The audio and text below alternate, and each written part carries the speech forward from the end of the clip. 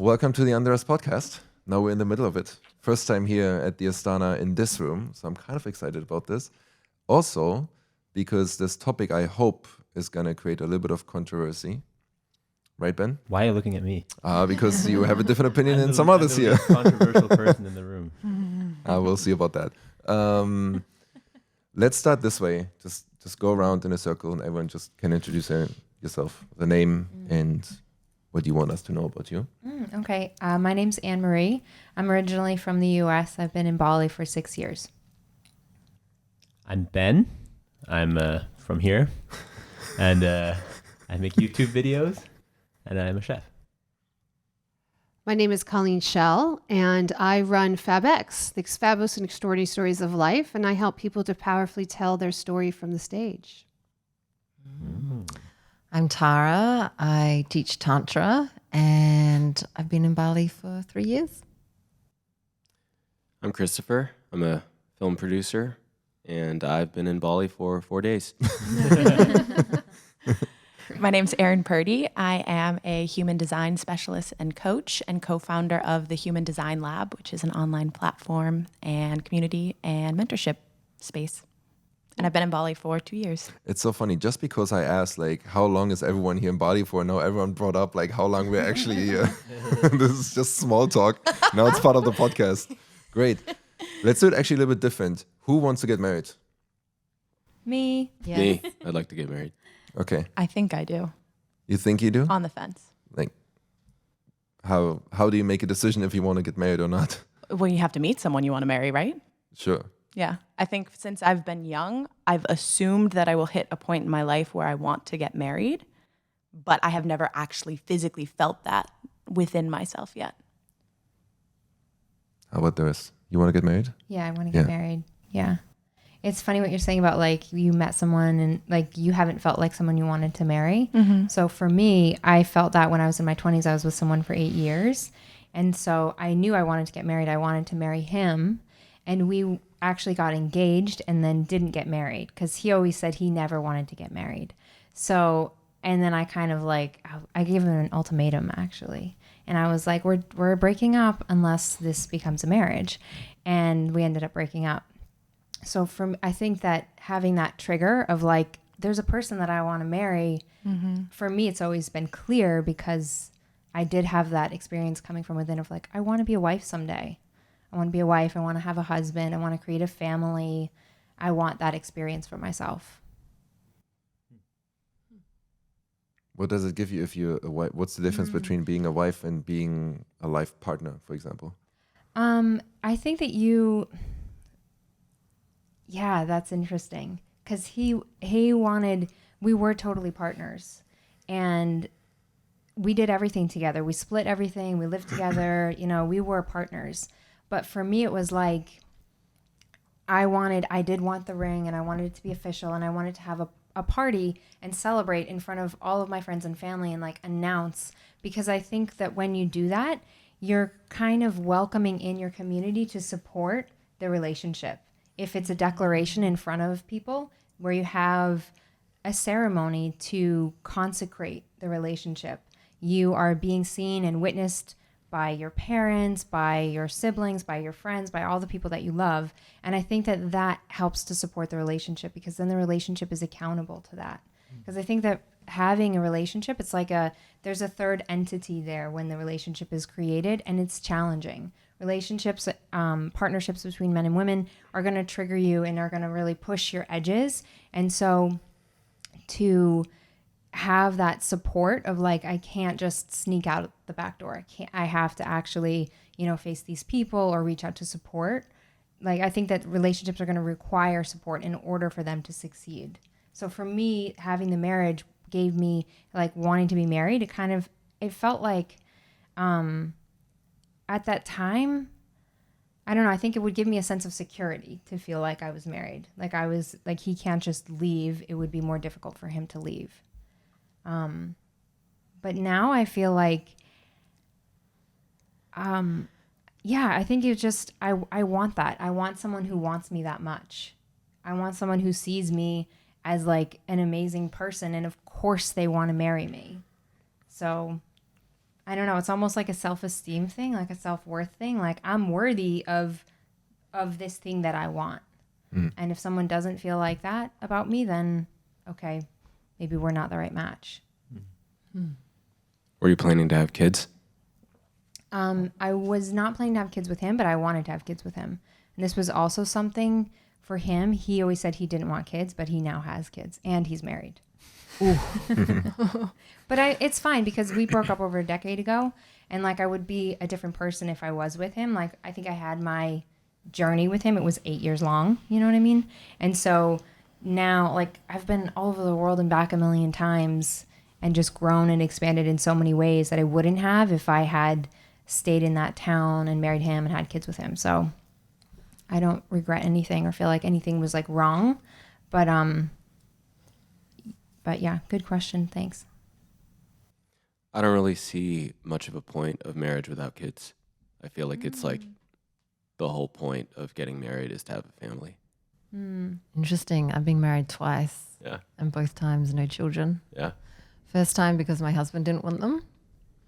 Second marriage, my husband didn't want to, but we were kind of like workshopping it during the relationship, and it actually flipped about halfway through where I realized that I was okay not having children, and then made that decision. And then it flipped for him and he was like, oh shit, now maybe I won't have children. And then the marriage ended, right? Not because of that. Okay. Yeah, not because of But that. for the first one, yeah. No, I was happy not having children. I was on the same boat as him, doing the whole spiritual thing, time in Australia, time in India. I was like, yes, children are an obstacle to spiritual enlightenment, was the story that he gave me, that I was like, okay. I was young. I was 23 when I got married, and he was 10 years older than me. So I was like, that sounds like a good idea. And then after separating, that's when I went, oh, maybe I do want children. And how are they entwined?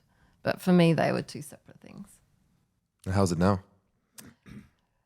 Without children or marriage or just the whole thing? Marriage and children, and how Oh. do you look at it now? Because, there's a lot of time that has passed. I love marriage. I absolutely adore marriage. It just makes my heart open. And you think after 2 marriages of being like, I'm done. But I'm like, no, third time lucky. And for me, marriage is just like this, it's like a ceremony, this beautiful ceremony of saying to someone, I love you and I choose you, and I know that we both believe that. So let's do some type of magical ritual ceremony to really anchor that in. And that's what I love about it. And I think when I look back at my other 2 marriages, and what I see in a lot of my friends as well, is that the ceremony itself is never really about that. It's about parents, it's about family, it's about anything other than actually those 2 people coming together, and it's fucking exhausting. Like I had burnouts after both of my marriages. So third time it will be very much for that intention, and every time there's a decision as to who do we invite, what do we do, where do we go, how big is it, how small is it, the question is always like, does it serve the 2 of our union in this ceremony together? So that would be my advice for anyone getting married, is don't get in that trap, because family blowouts, you name it, kind of goes on in that realm. And it's just really sad because that's not what it's about.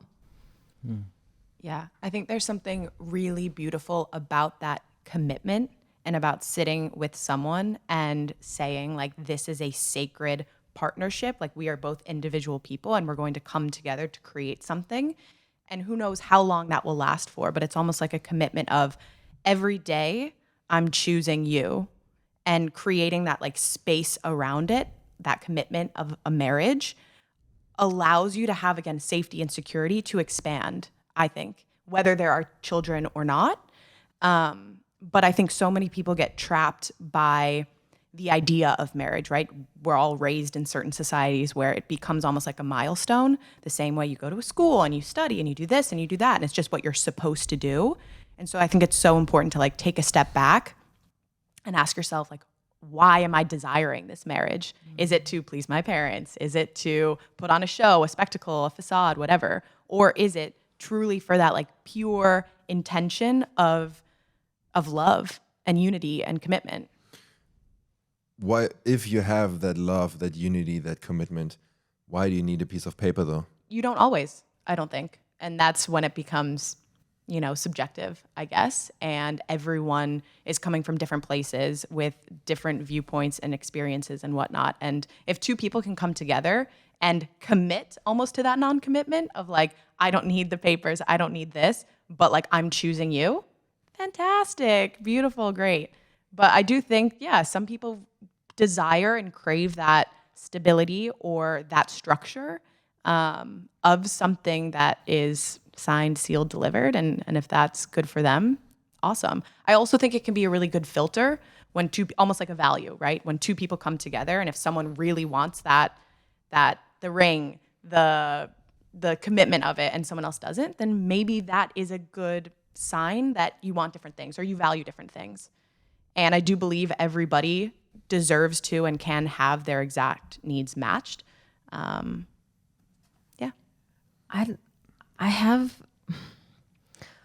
I love the idea of marriage as like a celebration and kind of like saying to the world, this is my man, like this is my husband. I love saying those words and hearing someone go, this is my wife, and like this like healthy pride. I think where it can get a bit shadowy, and I see this in my last 2 marriages as well, is where marriage becomes like this foundation of safety, of being like, if we're married, then we're committed and it's forever.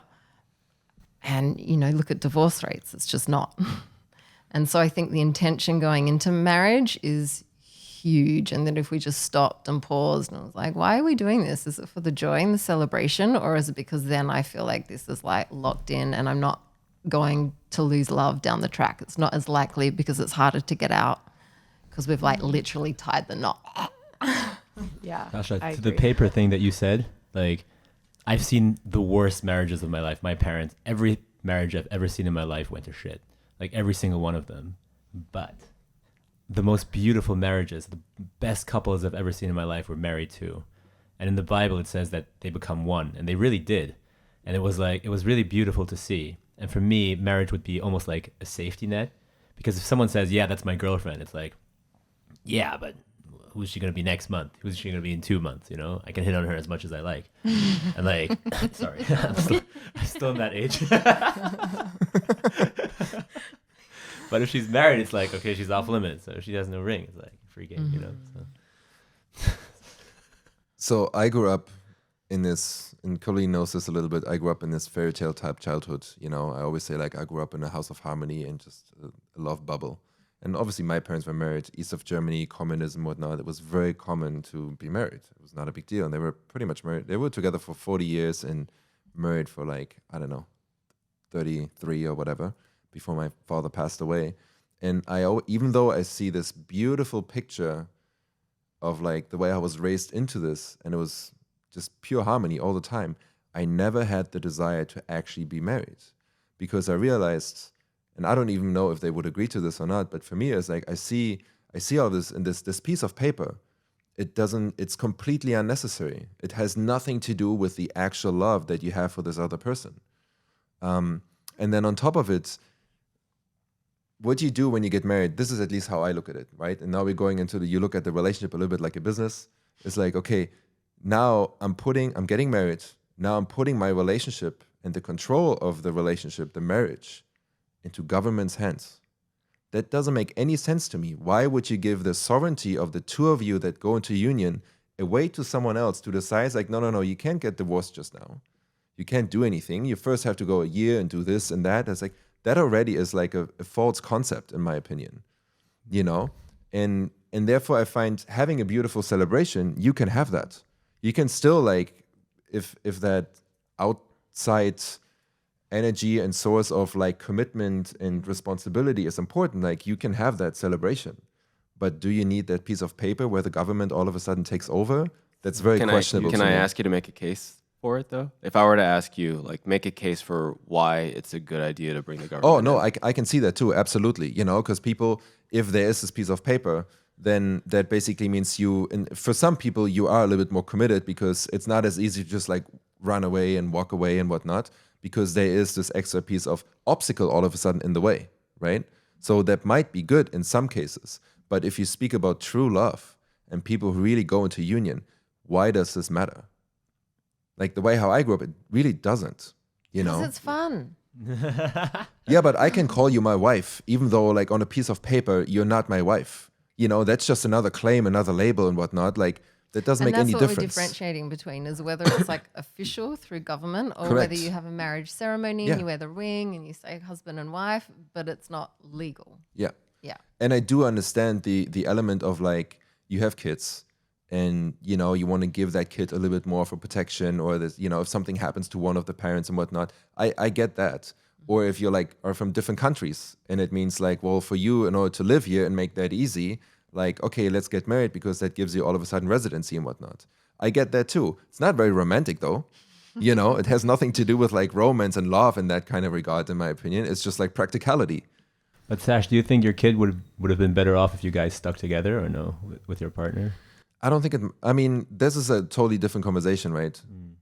If you're together, if you're separated, or if you're getting divorced or married or whatnot. But if you would have been married, do you think? It would have not changed anything. No, I don't think so. Where are you with that, Colleen? With all of this or with that specific? Whatever comes up for you. Well, I mean, I love love. Okay. I am a huge proponent of love. I love being in love. I love being in a relationship. I flourish being in partnership. And yet I have no interest in getting married. And I love this idea of, you know, that the woman wants to be claimed. You know, we want to be desired and claimed. Like you were saying, Anne-Marie, it's like, claim me. Yeah. Otherwise, get the fuck out. Otherwise, leave. Don't waste Like, your time. yeah, it's like, this is not a game. This is my life. This is what I want. And I want to be claimed so powerfully that I know this declaration of claiming means that you're going to stand by me no matter what, no matter how crazy I get, no matter how chaotic it gets. Yes, it's just like, and women, we want that. And I think that there's something around men that want to claim, that want to be the provider and want to take. And so marriage has been this beautiful container to be able to play out these kind of natural desires. But it also seems like marriage in itself has been hijacked using those desires and has been hijacked for a cause that's probably not best and not natural for humans. Yeah. And that's why so many men, I think, a lot of them, they don't want to get married because, again, you look at this contract, right? One person is completely getting incentivized to break that commitment, which in most cases will be the woman, because the man, you know, if we look into like the protector provider, that's the one with the assets, that's the one with the money. So if they get married and she breaks that commitment, she's getting actually incentivized to break up in many ways by today's standards in the law, right? And a man who's a very rational human being, it's not an emotionally driven human being, it's a rational human being and a very logical human being. He's like, why would I go into business with someone, if you bring it back to the, you know, with someone where I already know, well, if this business partner breaks that commitment, it actually serves them. That's not a good foundation to start with in the first place. And I feel like that threat that you talk about, like what you're just explaining, is like this threat to them. Like, oh my God, why would I do that? It's a threat. Is one of the reasons why things have gone sideways. Yeah. And where we're starting to really pay attention to things that don't matter. And I know it seems like money matters. And, you know, people say, oh, I have a religious, I worship God, I worship Allah. Like, no. It's clear what everyone worships, and it's money. Clear. You can see how the world works, how everything goes. It is clear we all worship money. And so this threat to money, of course, is a way of playing up all this toxicity that's happening. And if we start to just focus on what really matters, and when I'm talking about being natural to humans, it's not money that matters. And we all know this, we've all heard it. But it's a training us back to go back to what really matters. And we will all say that love matters. Love, joy, and freedom. Agreed. And when you say that men are not emotional, that's unfortunately a lie that we've been told, and that we feel like is actually human beings are emotional beings, and we're driven. You tell me what you believe, I can have you do anything I want because I can manipulate your emotions. In fact, I can even have you kill. Because, and this is what happens, right? As soon as we believe something and we have an emotional attachment to it, you can be manipulated. And the government knows this, advertising knows this. I was an advertising executive. I used to manipulate millions of people to buy Nike shoes and Microsoft products. So it's really this retraining of what is love. How do we want to come together in union? What does it really look like to pave the way of the future of what romance and love and togetherness looks like? You know, marriage had its role. And, you know, Anne Marie, you were talking about, well, now we're a community and we come together and we support each other in the marriage. And, you know, we ask for support from the community and the community surrounds us. I don't see that happening. I know that we want it to happen. I don't see it happening. I was at a wedding a couple years ago and they're like, everyone make a commitment that you're going to support us when things go down. And I'm like, this is a bunch of bullshit. This ain't going to happen. We have not been trained to participate in a relationship that way. And it's not our fault, but let's just at least be real about it so that we can actually change it. Let's not pretend something's going to happen and then go off our merry way and live our little independent lives. So I think here is a chance for us to revoice, reignite, and, you know, beautify the mind of what it looks like to be in relationship. And who do we get to be individually, where we stand in our own power and our own sovereignty and our own love and our own joy, and how are we cultivating that inside? So literally all we get to do is share that with another person. And then hopefully that person also wants to do that work in order to show up in that way. And I don't know where we are on that spectrum, but I have seen some beautiful examples of what that might look like. And I know myself, I'm working on it. But as far as the institution of marriage and how it's been created more as a way of holding back, you know, settling down. People are like, oh, one day I want to settle down. Settle down? I don't want to, that sounds horrible. I want to live up. I don't want to settle down. But this is a chance for all of us as we become more, you know, more expressive and more, you know, our minds being free of how society and, you know, what we call the matrix has us believe. Now a whole new future is available. But it has to start with us. It has to start in the home. It has to start here in the home of your heart. Not the home in the suburbs. No, well, it can. But I get your Would you want to thank do you, all Ernie. this with someone? Like, forever? You still Oh my want God, to claim- yes, let's do it. Forever. You guys, I have fallen in love so many times. It is delicious. It's gorgeous. Everyone is so unique.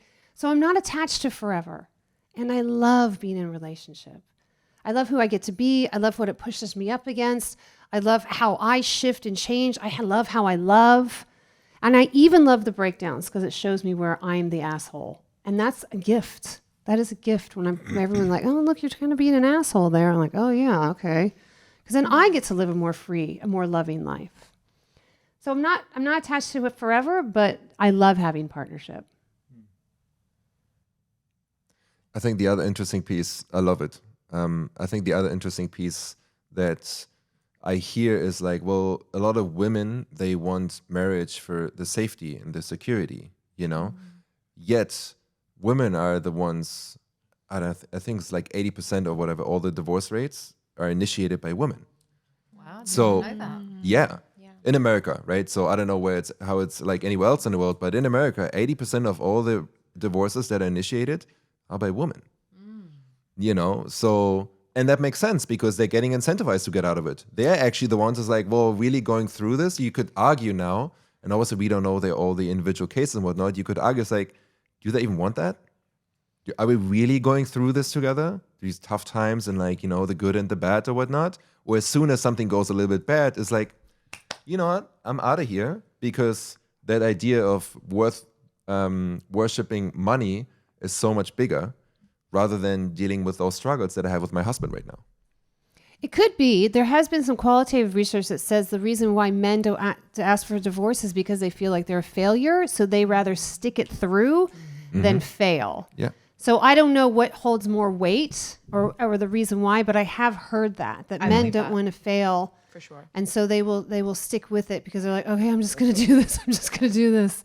And also in the U.S., and I'm sure most places in the world, there's still a lot of people getting married very early. You know, the standard trajectory is you go to university or you like get a certain job and then you get married and you buy the house and you have the white picket fence and you start the family. Like that's still very much ingrained in the culture. And so you get a lot of people who don't know themselves. They've been going through this system for so long, following that path. They don't know who they are, what they desire, and they don't have enough time, or they don't give themselves enough time to figure that out. And then they jump into a partnership with someone who's probably at the same level as them. And then all of a sudden, a few years down the line, there's this big wake up call of like, what the hell am I doing with my life?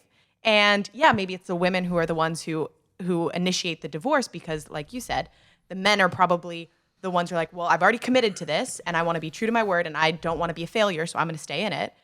And then I also think that maybe it's for a man to be a little bit older and then get divorced. They're probably insecure about their prospects versus a woman probably can get on an app and have 100 matches in the first day. Wow, So- I love that perspective because women would say the exact opposite. But this is so beautiful how we all feel the same way. You would say the opposite? Oh yeah, women are like, come? I'm over. Oh my god. Come on, Most women, elaborate a little bit on that. most women would never even tell that they're 50 years old. The fact that I'm celebrating that I turned 50 is unique. Most women would never do that. It's over the hill. I'm useless. I'm unwanted. No one looks at me the same way. No. I'm like, well, you just have to wear big feather earrings. Come on, people. I look 10 years younger. Yeah, but you look so gorgeous. Like, Thank you. I appreciate I mean, that. people would never believe you anyways. Yeah. No, I did. No, I you did just don't, have right? intimate relations with a 26-year-old a couple weeks ago. Oh, wow. You go, girl. And I really could have been his mother.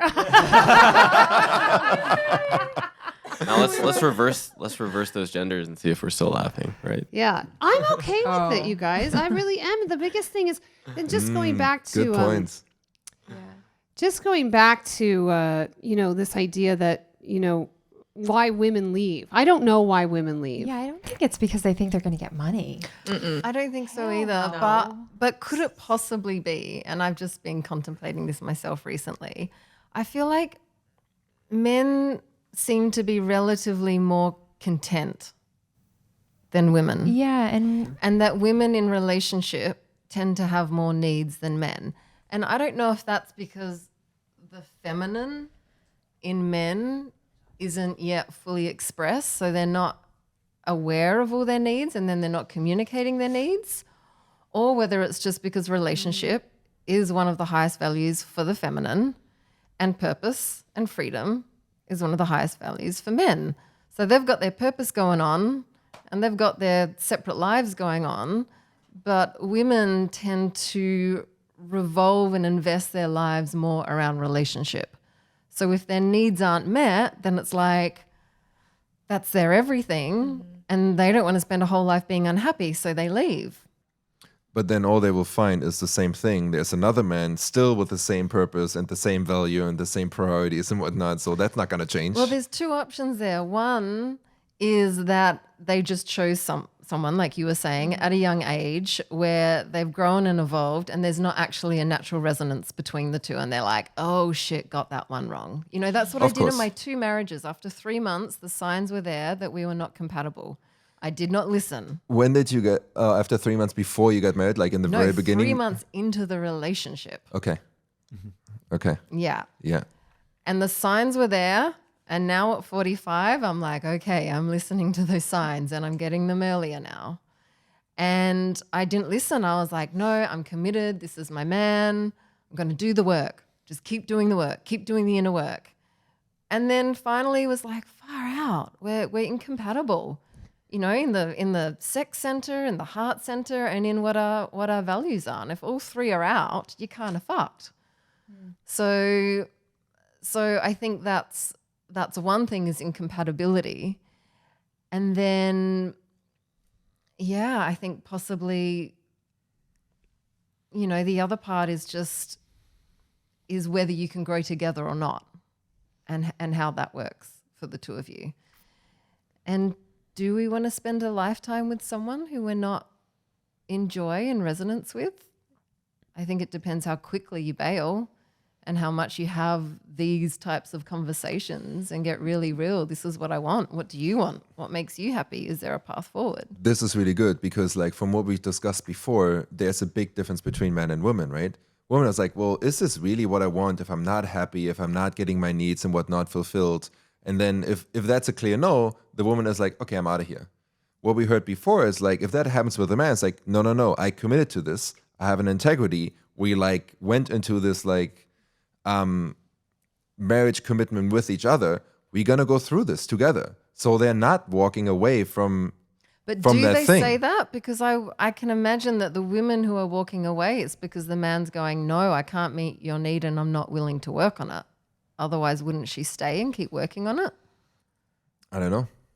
I mean, that's what I did I in my haven't been second married, marriage. so- In my first marriage, it was like, I was like, can we look at this? And he was like, no, this is all you.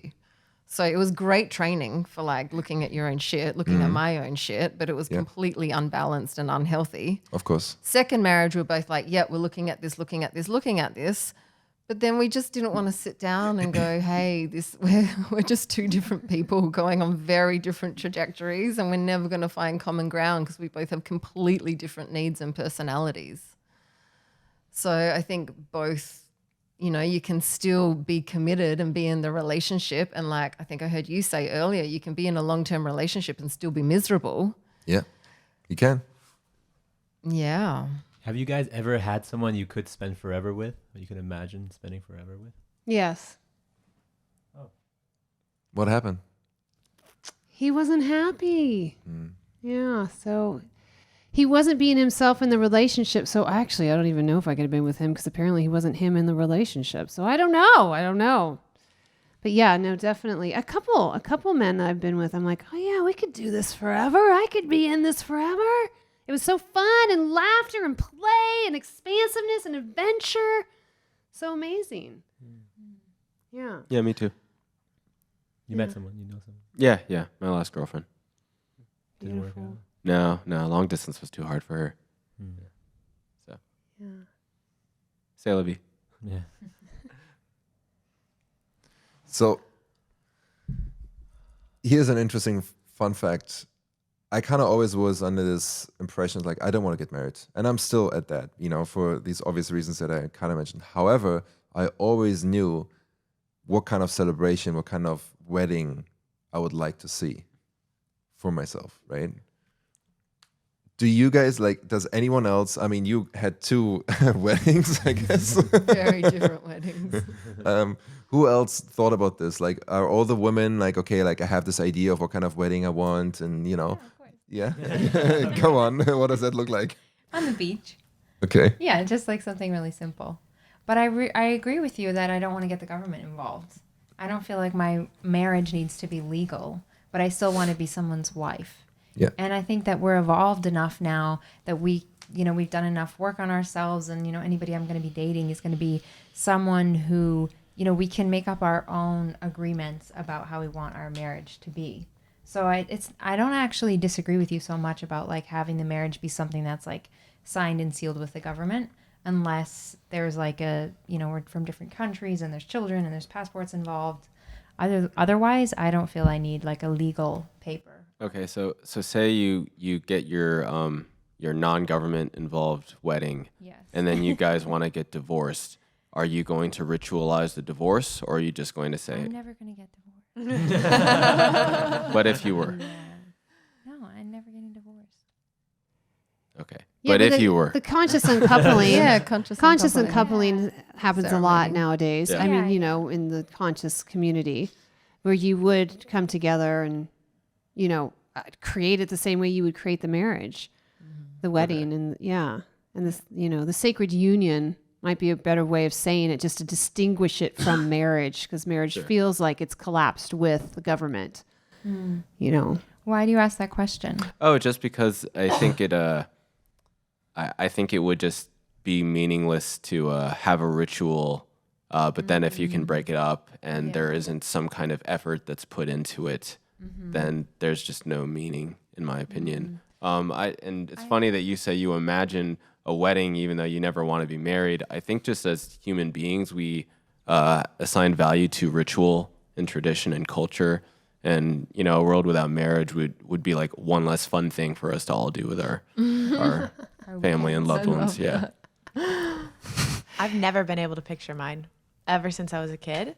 And I think maybe it's because like deep down there was this knowing within me that like my life was going to go in very different directions. Like I just always knew I wasn't going to live in the States and that I would travel. And I don't know, even now I'm like, I have no idea where I'm going to be in a year, in 2 years, and whatever. And so it kind of blocks me from being able to picture what that would look like.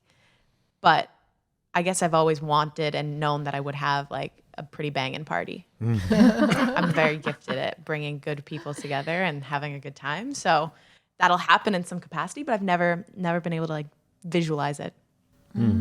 Even though I've been married twice, I've never had a strong growing up or in my teens being like, oh, I've got to get married. I've got to get married. It's the thing that I've got to do. Yeah. But when I met my first husband, there was just this longing that came in my heart to get married. And the wedding was formed around what our unique connection was. So we had a very traditional Indian wedding outdoors in a forest garden at Camelot Castle. And it was amazing. It was incredible. There were like 200 people, celebration, no alcohol. We raised all this money to give to orphanages in India. And yeah, it was 3 days of celebration because we spent he was Sri Lankan, but because we spent a lot of time in India together, and that was like where our bond was around spirituality, that hence was the wedding. My ex was Sri Lankan. 200 people? Yeah. That's madness. Oh, guys. And then second marriage was, I have a huge family. He had a huge family. Yeah. Second marriage was a bit less, still my huge family, his smaller family. And it was like this forest outdoor wedding by a pond that I slipped and fell in right before our photos. You fell in the pond? Yeah, like waist deep in a white gown. Wow. And then I'm like, I'm fine. I'd had a few margaritas before a photo shoot. I was like, and then it was a 42-degree day, so it just like kept me really cool. It was fine. And then a backyard wedding in my neighbor's like epic house, and we just brought everything in and turned it into a bit of a fairyland backyard, and it was great.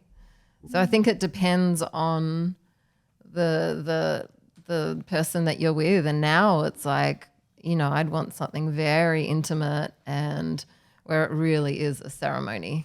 So you've been married twice, and you said both of those partnerships, you kind of started to ignore the red flags after like that showed up in the first 3 months. Yeah. And you want to get married again. Yeah. So like, and I don't know if you can really like put a timestamp or a time frame on it, but what are now the new indicators that you would like look at before you're like, okay, you know what? Let's get married again. I think joy is the biggest thing.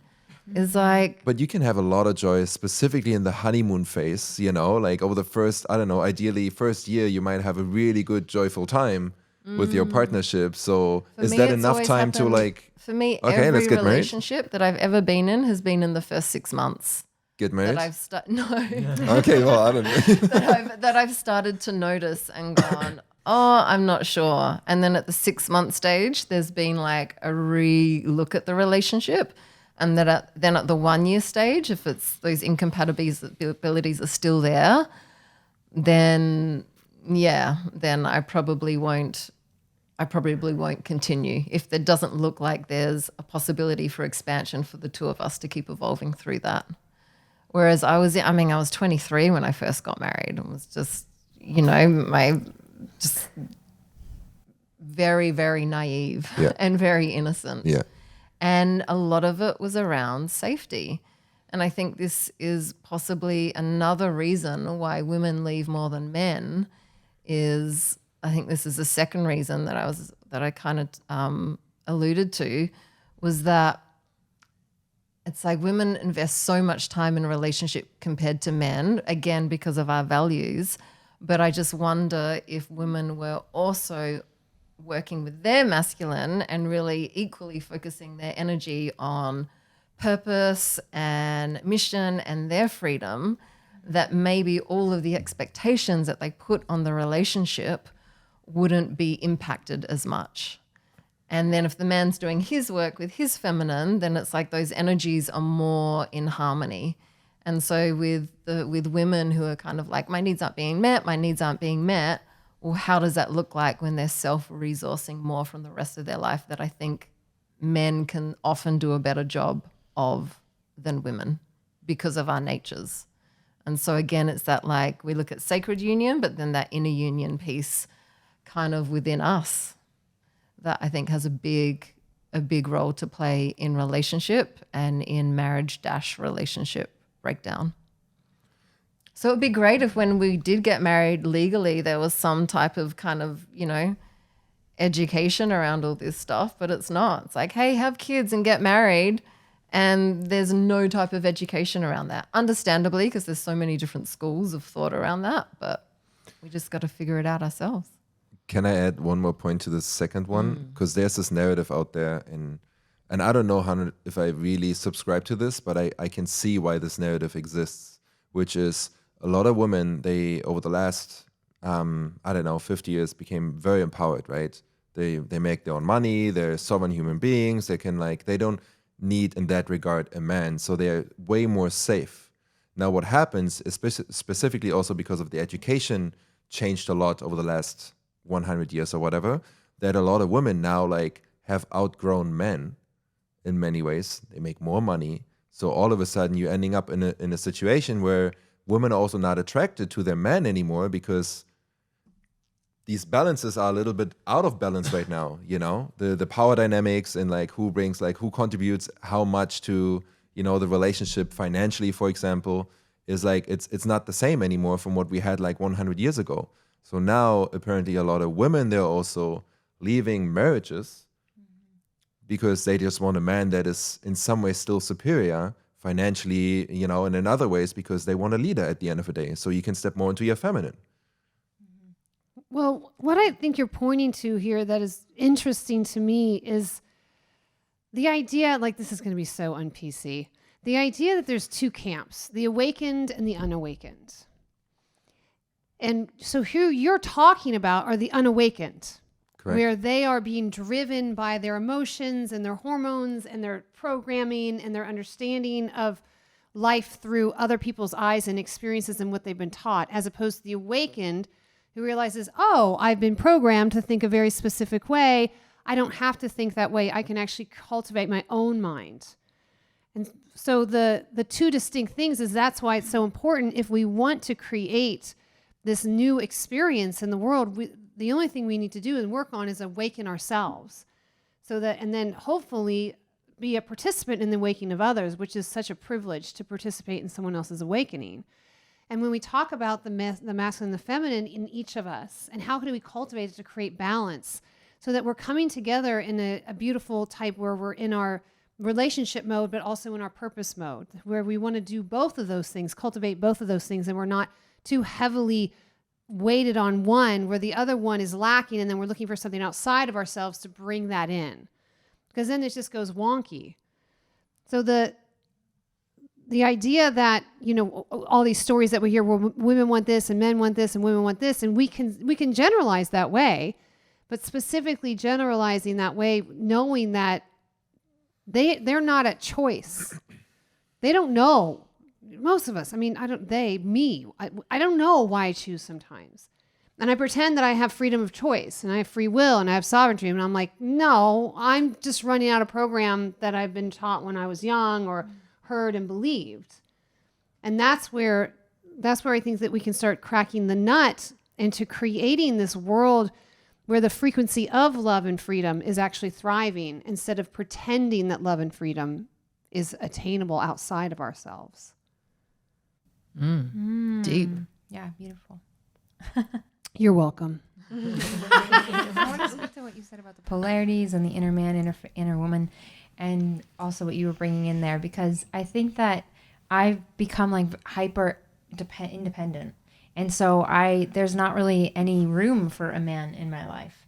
So there's not actually a magnet there. There's nothing for them. There's nothing else for them to do because I'm already doing it all.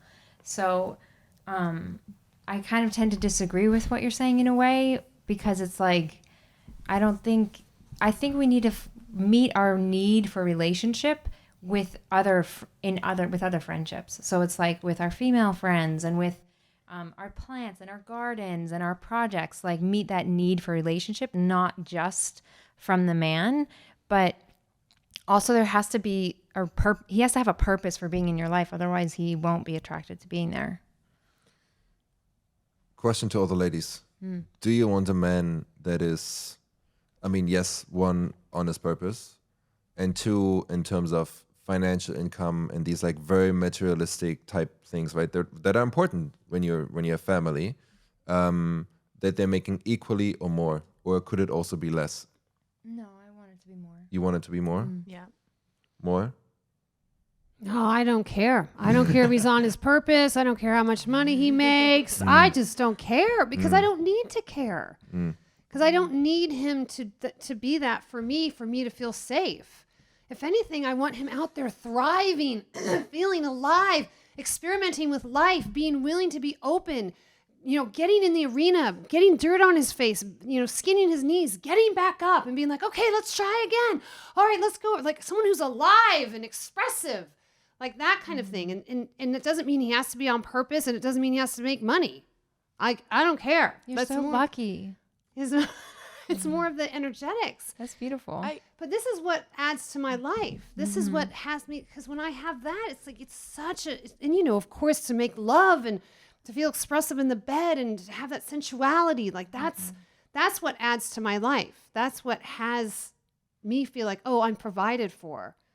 That provides for me. Yeah. So I've been in relationships where my partner hasn't been on purpose, but they've had a really cultivated feminine, for want of another word, and they're following their joy, and we're going on adventures and dancing, and there's fun.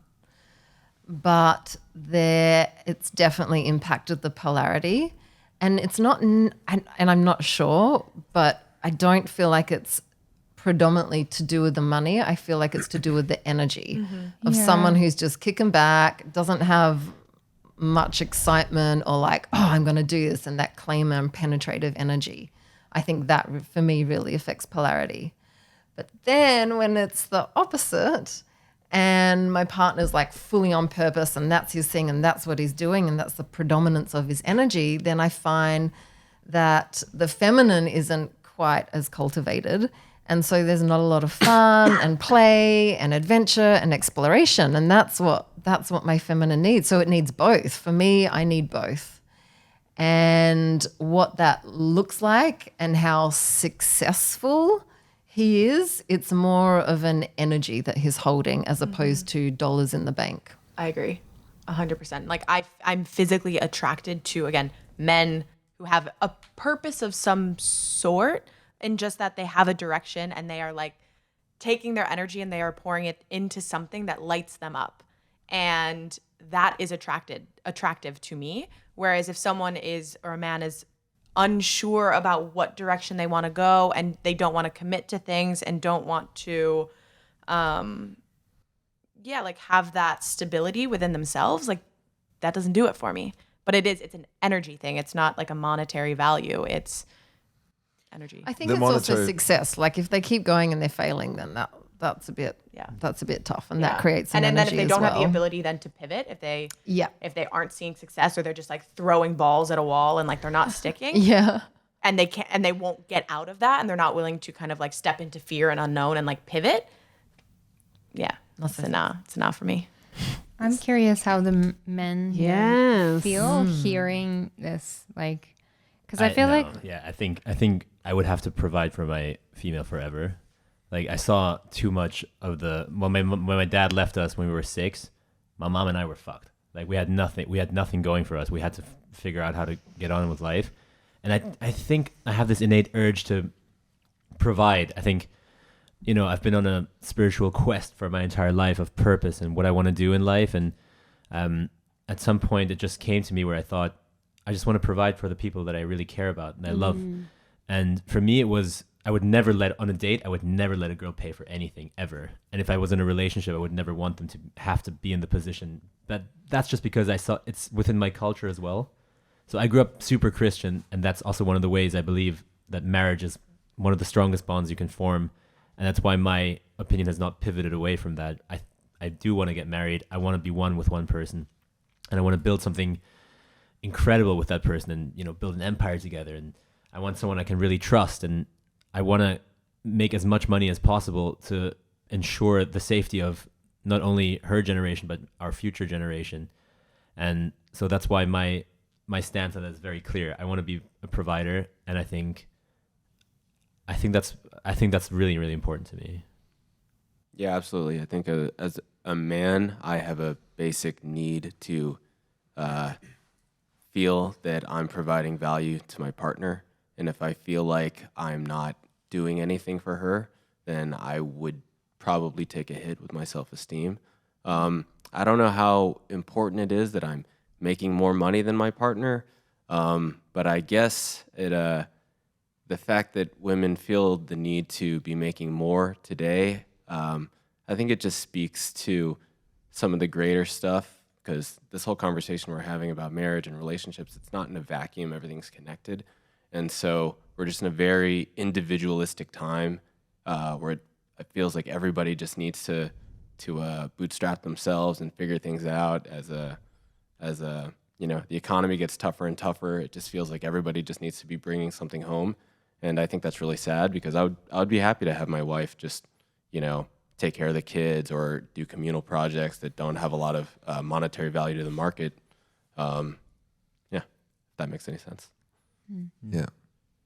Yeah, I'm quite similar, you know. It's the way how I grew up. Like, my dad has always provided more, but both were working, both were helping in the household, both were like contributing for the family financially, emotionally, you know, and all these different really important pillars. But as a man, I think it's part of our duty, and it's part of also like having that frame and creating that container for the family or for the relationship to provide, to protect.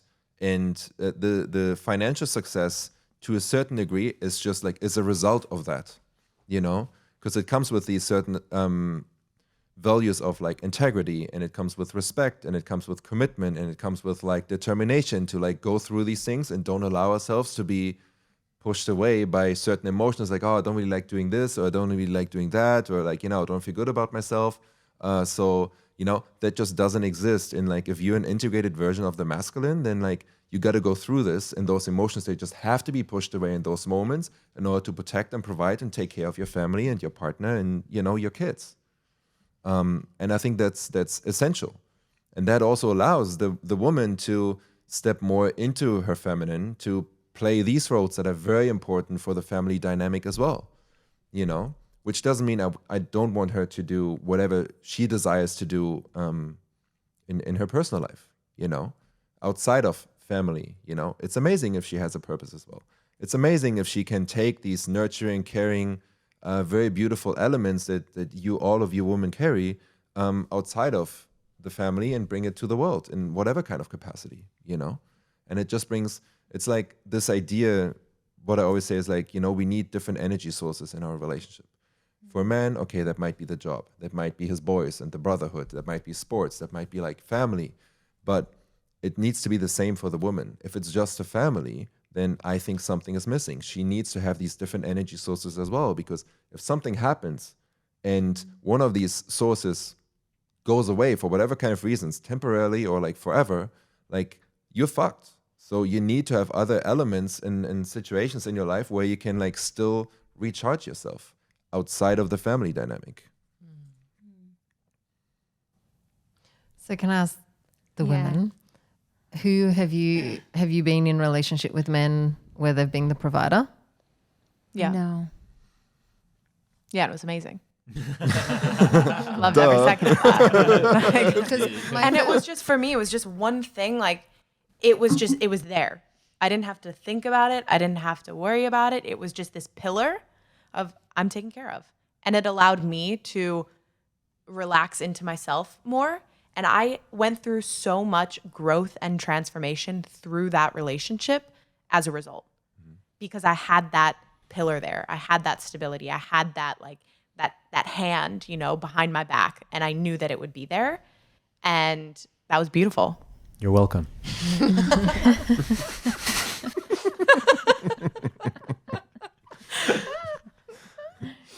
So do you think, like, because you said you want to get married for sure. Yeah. Is it mainly because of the religious upbringing? No, Or- not at all. I believe in romance. I believe in my one true love. Like I, Yeah. I really believe that someone, she's out there. Hopefully it's a she. Oh my God. No, I I really mean, think yeah, there's fair enough. someone- At least you open for it. No, I'm not actually. No, but I think she's out there, and I feel like I believe in romance, and would, you know, I truly believe that I want to have one person like that and keep completely, you know, compliments me, encapsulates me, and I really believe that person to exist somewhere, and I think I'm not going to let go of it, because I've seen it before, and I've seen so many horrible, my parents are arranged marriage, you know, and they hate each other, and I've seen every relationship outside of that also break up, and marriages, my brother, everyone got divorced, but somehow the best relationships I've ever seen were these beautiful marriages where they were like together and they could not leave each other, and they didn't even want to leave each other. My grandparents, man, they loved each other till like they went everywhere together, you know, and moved their entire families through 3 continents, and I've never seen. it was just pure love, and I really believe that. And that's something I want to have deeply inside of me. If you believe it So- is, it exists. Yeah, I think. I think so. I really do. Yeah. Hopefully, I guess. Yeah. You had a thought? Okay. Like, because prenups, I think this is quite an interesting, polarizing topic as well. When we talk about protecting, providing safety, security, you know, like having the government involved in this and that. What are your thoughts on prenup? Because when I talk to women, it's like, no, that basically it's already the first backup plan to get out of it before it even starts, you know? And I do see that, you know? However, then bringing the logical, rational mind in this as well is like, well, but there's a bunch of things that I've done years and decades before we even got to know each other, like just throwing this all on the table and like, you know, that doesn't feel quite right as well, considering all these governmental, institutional like rules and guidelines that are connected to marriage. Thoughts, opinions? I never thought I about think that. it's Yeah. good to talk about, like you said, well, how you were asking, like, well, if it's not legal and it's just like this hippie ceremony, like you can just get out of it. So I think having the conversation of like, what do we do if we want to leave? Like, what are our, like, would you be willing to see a counselor or coach? Like that kind of conversation, I think is good to have. Yeah, of course. Yeah. But yeah, I don't know how I feel about prenup. I mean, it's very unromantic. Yeah. It is. Yeah, I agree. It's totally unromantic. I'm with you. Takes the But- wind out of the sails. Yeah. I mean, I didn't have prenup in both of my marriages. And my first one, I earned more. And Then it's not really necessary. It would be more interesting for you to have a prenup with him. Yeah. You know, it was- goes it both was- ways, it right? Because was- sometimes Exactly. women have more assets, and you know, Yeah. like may it be inherited or whatever. Like, you know, it's just Yeah. I think it's good to talk about these things at least. But the way that we actually, when we separated and split money and split all of our assets, was just very organic and very beautiful. And we did the whole thing in Indian accents and cracked up laughing. And it was like actually really joyous. So Yeah. the separation wasn't like, I fucking hate you, which happens a lot. A lot, Right? We go from you love know? to like, I want you to die and suffer. And we And have so that's when prenups can be really helpful. and we have heard, all of us had definitely heard many stories where man is like, she took absolutely everything from me, you Yeah. know? So then all of a sudden you go the complete opposite from being in union and whatnot, and it ends with like, well, what happened all of a sudden? You And know, then there's put no a respect all child of a in sudden. there as well. And then I it gets think really men messy. Men get really done So over. I think it depends on what you're bringing to the table. Like I think you do have to sometimes maybe take a step back from the emotions and like the joy and beauty of like what is a marriage, and be like, well, first off, why are we doing this like legal ceremony? Like, why are we consummating it in this way? And then, you know, if there are the reasons behind it, either kids involved, countries, whatever, you're doing it, then it's about saying like, okay, let's just take a step back, put our little rational hats on, and just have an honest conversation. Like if you come from nothing and you're like marrying into a billionaire family, like No, I don't expect to share half-half. I don't. Like, Some do, because like we're married, we're in love, we want to be together for the rest of our lives. yeah, Like, and why then- is this even a thing? Exactly. So then if we're together for the rest of our lives, then we will be sharing everything for the rest of our lives. Yeah, but that's what she's gonna say. yeah, of course. So Yeah. but like how authentic are we really with like, well, can we talk about these things? Because this is really a problem, I find, at least. What do you think about prenup? I think they're essential. Yeah. I think they're important. And I think, like, besides all of the emotions, if we can't even bring it on the table, we have bigger problems here anyway. Yeah. If we can't have a rational conversation about these things, let's say I have $1 billion worth type family, and they're like, you have to have these prenups. Then I would completely understand that. Yeah. So do you know like the other side of the argument? Go on. Well, if a woman says, I gave up my career for you, I gave up my 20s for you, Yeah. like I let you take it all home, like Yeah. I can't jump into the professional world now. No one's going to take me seriously if I'm starting Sure. at 30. Yeah. So I need a little something if we're going to be splitting. A little something, like you can have all that agreed on in your prenup. It doesn't mean you don't get anything, right? But that doesn't mean you get 50%. Especially not I mean, can these necessarily- things not be like negotiated that would I think your own I heard details? Trump, in terms of a prenup, when he breaks up with like any of his wives, and I don't know how many he had, they're getting $2 million and that's it. And I don't know how much that is true, but like, he's obviously a caliber kind of guy where we're not talking about a few millions, we're talking about billions. So whatever both of you guys agree on in terms of this prenup, that's just what it is. But can you have that conversation in the first place? And is that received by the one with lesser assets? Yeah, and if you can't have that conversation, you have bigger problems. Yeah. Like that's a great like testament for the strength and durability of your relationship. If you can't sit down, and like money is such a polarizing topic, and it's something that is going to trigger people. So it's like if you can't meet there, how are you gonna raise children together? How are you going to hit any of the hard stuff? It could even be like a little bit of a test to see, well, why is this woman really in relationship with me? Yeah. For the money, for that type of security? Because you don't need like tens and hundreds of millions of dollars to have security, theoretically. Well, yeah, then you can say it to the other person too. Well, you don't need all that money anyhow. Why not just give half to me? True. I agree. True. But true. Like someone has worked very hard for like 40 years or whatever in order to make that happen, or let's say 25 years or whatever, before we even meet. Should all of this just put on the table and it's like, well, now it's ours?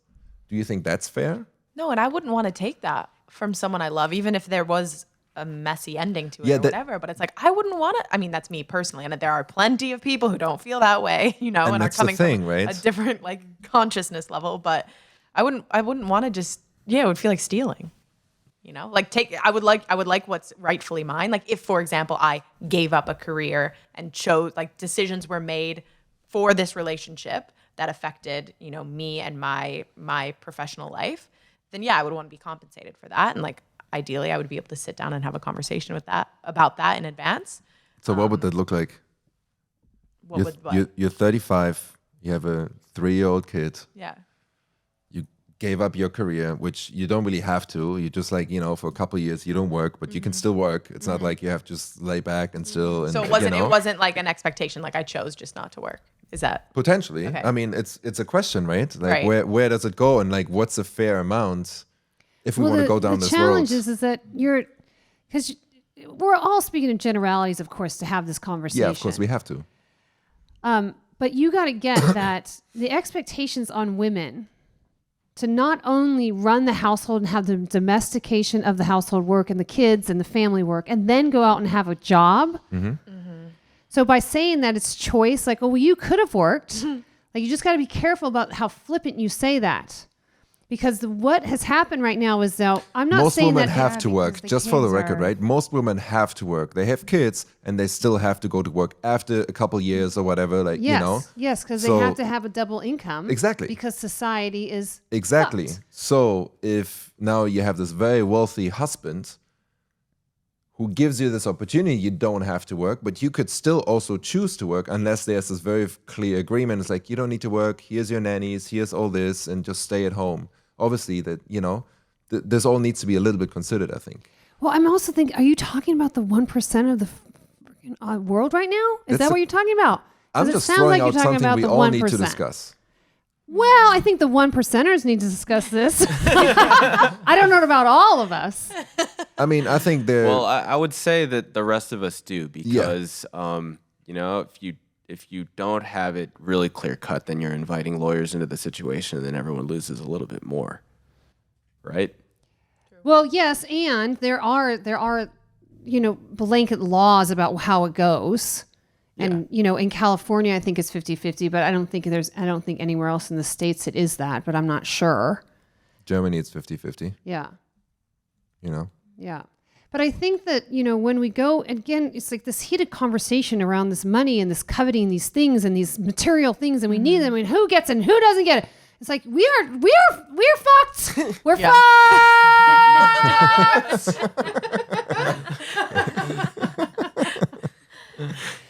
So it's like we just need to step everything back, and like you said so brilliantly, like this doesn't happen in a vacuum. There's a reason why marriage looks like it does, and that's because how society looks like it does. Yeah, So- again, like the suburbs, right? Like individualized society. It's also like the first big life ritual I can think of. We should have rituals as men and women to be coming into our masculine and coming into our feminine. I feel like that's something that used to exist and now we've lost. Some cultures might still have it with like a quinceañera or something, but I mean, even that has just been turned into, hey, it's a party, as far as like being cultivated and going into a relationship when we haven't even learned how to just be self-sufficient individuals who have like become spiritually grounded. I mean, it's all connected, right? The whole thing is integrated. So, maybe we wouldn't, prenups is like, chemotherapy when we didn't talk about, a nutritious diet in the first place. Good Nice metaphor. analogy. Interesting. Mm-hmm. Love that. Oh, you want me to say some more things? I'm surprised. Go for it. I mean, I thought like you kind of had a little bit of a conversation going on and then you jumped in. So I thought you haven't really completed your thought.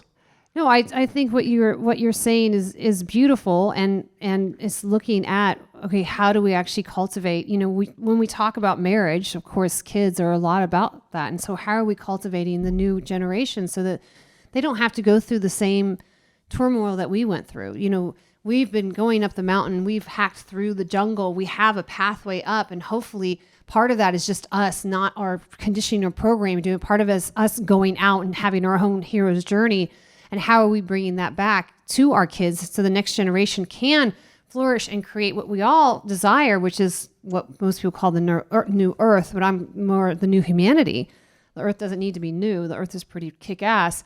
But humanity, evolving of humanity would be amazing. And so, if we can take that time to really go inside and cultivate the beauty inside of us, the love inside of us, and getting rid of the gunk that stops us from actually loving fully, then how do we parent? And how are we raising the kids? And what do they get to focus on? And, what if prenuptial agreements are never uttered again because they're not needed because society has totally changed and the frequency of the planet is up-leveled to a place where there's harmony and people can behave as adults. And, one of the challenges is that, no one has taught us to be an adult. We're all a bunch of teenagers and society knows that. Society said what's most important is what's most important for a teenage boy. Fast cars, big houses, sexy women. And they've just kept us there in this arrested development. And that's what we think is important. And so we're all trying to win as a teenage boy. Like, what are we doing? I don't know if this is quite right, to be honest. Because what do you need in order to have fast cars, big houses, and beautiful women around you as a man? Yeah, but that's also just a byproduct of a bunch of other qualities that you have to develop as a man in order to get that. And I'm just thinking back about my athlete, like my sports career back in the days. There's so many things in terms of personality and character traits that I had to develop in order to play on an international level. It's the same in business, Oh. Don't you think? No. You're talking to a woman who's a high-level executive at advertising agents globally, have worked with many men who have millions of dollars in their pockets and had no awareness, have cultivated no love, no expansion of the heart. And I'm not even blaming them. No one told them to. You guys, I think white men have been screwed. White men have gotten shit out of the stick because they have been the biggest pawn in the game. We're going to tell you you're on top. We're going to tell you you're going to win. All you have to do is sacrifice everything for us. We're going to tell you how you win is by you making more money, and you're going to get fast cars, big houses, sexy women, and you're going to give up everything spiritual, everything divine inside of you, all the emotions that you have, so that we can play with you. And this is why I think men are behind most people in their evolution, is because women had to fight. Gays had to fight. People of color had to fight. And the only way they could fight in order to be okay with their oppressor is through spirituality and growing inside. And I feel like white men, and I know I'm generalizing it, but I feel like they're behind because they felt like they were winning. And they had millions of dollars in the bank, and they had nothing, absolutely nothing cultivated in their heart. I 100% agree on everything you just said in regards. That's just one element of like what it means to be a man, you know, if you want to say that. Like obviously the other things, like they have been completely ignored, which is clearly not good. However, I don't think that discounts the point that I said before, which is like in order to have these fast cars and whatnot. It doesn't mean like you actually need to get them, but the ability, the availability, and the options to have these things, that comes with certain character traits that you as a man need to develop, and that also usually become very attractive to women, right? But what are the character traits? Maybe I'm not. Yeah. I'm assuming you're saying positive character traits. Correct. Yeah, absolutely. Like it starts with very simple things, like, you know, from time management to determination to like going through like having sacrifices, not giving into all these like other outerworldly like pleasures and whatnot, like actually really getting shit done and moving forward in order to have these millions of dollars or whatever. You know, there's so much in there that you need to develop. Leadership skills. Yeah, you know, agree. like there's so many things like that for sure, but there are so men that are not like that. Absolutely. There are a lot of dogs out there. And have the fast cars. But I agree, and I think it's beautiful for you to like focus on that. It's like it's a way of you saying.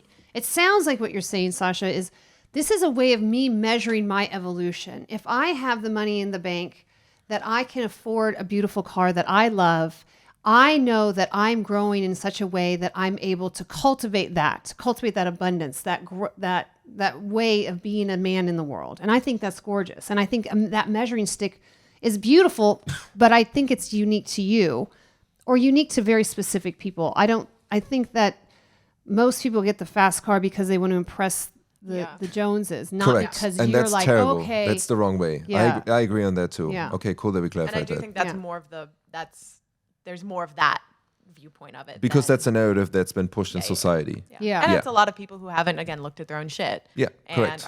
are operating from that little child inside of like proving themselves, of showing their worth externally rather than internally. Yeah, and it's not their fault. No, gosh, no. And there's no blaming Whose fault anybody. is it? If it's not their fault, whose fault is There's it? Playing the blame and fault game doesn't work. Okay. It never works. And once you start pointing the finger, of course, fingers get pointed all over the place.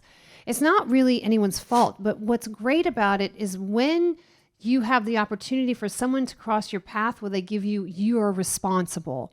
Not like it's the truth, but a place to stand. I'm 100% responsible for my life and how it goes. Mm-hmm. And if I say that means I have to be responsible for the belief systems I have, the stories that I live my life through, what I do, what I don't do, what's right, what's right and wrong, but what works and what doesn't work.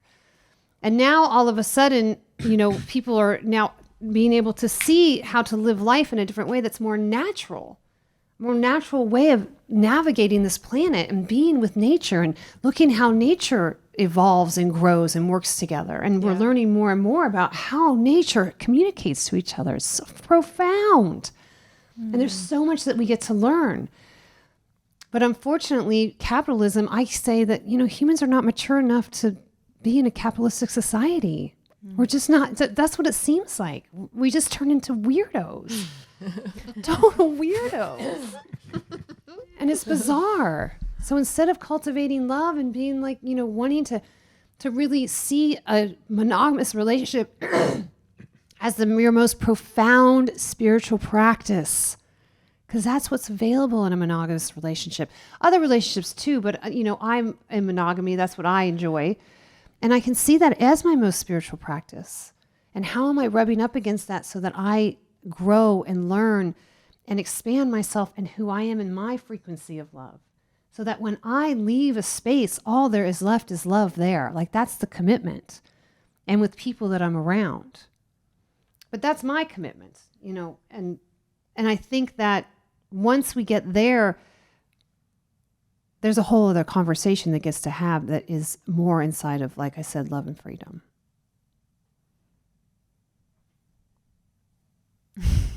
Thoughts? Tara? I feel like you said it all. Yeah. You look like you're just falling in love right now. Thank you. Yeah. Okay, so monogamy and marriage, obviously that goes pretty much hand in hand, right? Not all Would the you- time. No, that's why I'm asking, like, would you agree or not?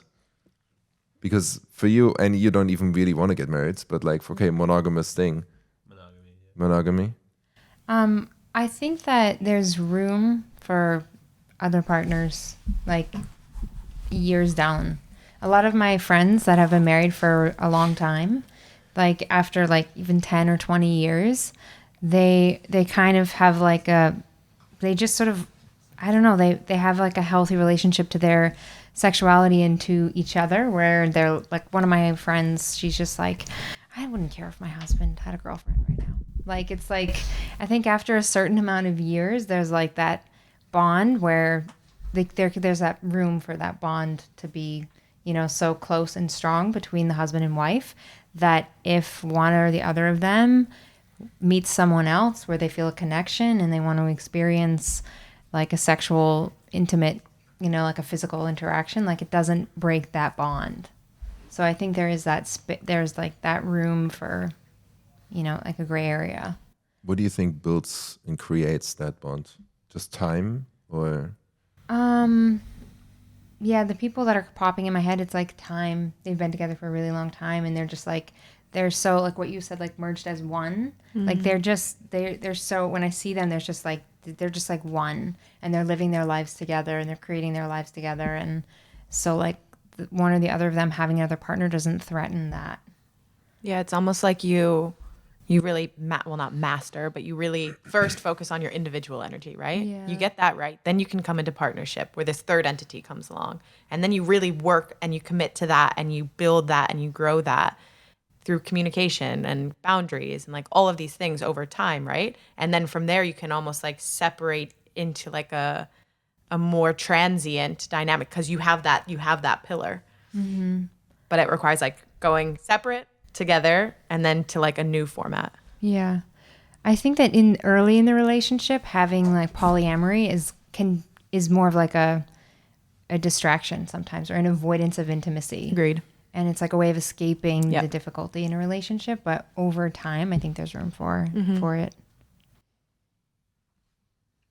We have a tantra teacher here. I love monogamy. It's definitely my jam. I've never been interested in polyamory. And for me, it's just a turn on to be with like one person and go really, really, really deep with them. And the polyamorous relationships I have seen, there's just so much processing. Mm-hmm. It's like how much, relationships, it brings stuff up. There's work to do. So then bringing in another element to that is just like, I don't have the time, not interested, and it doesn't really float my boat or turn me on.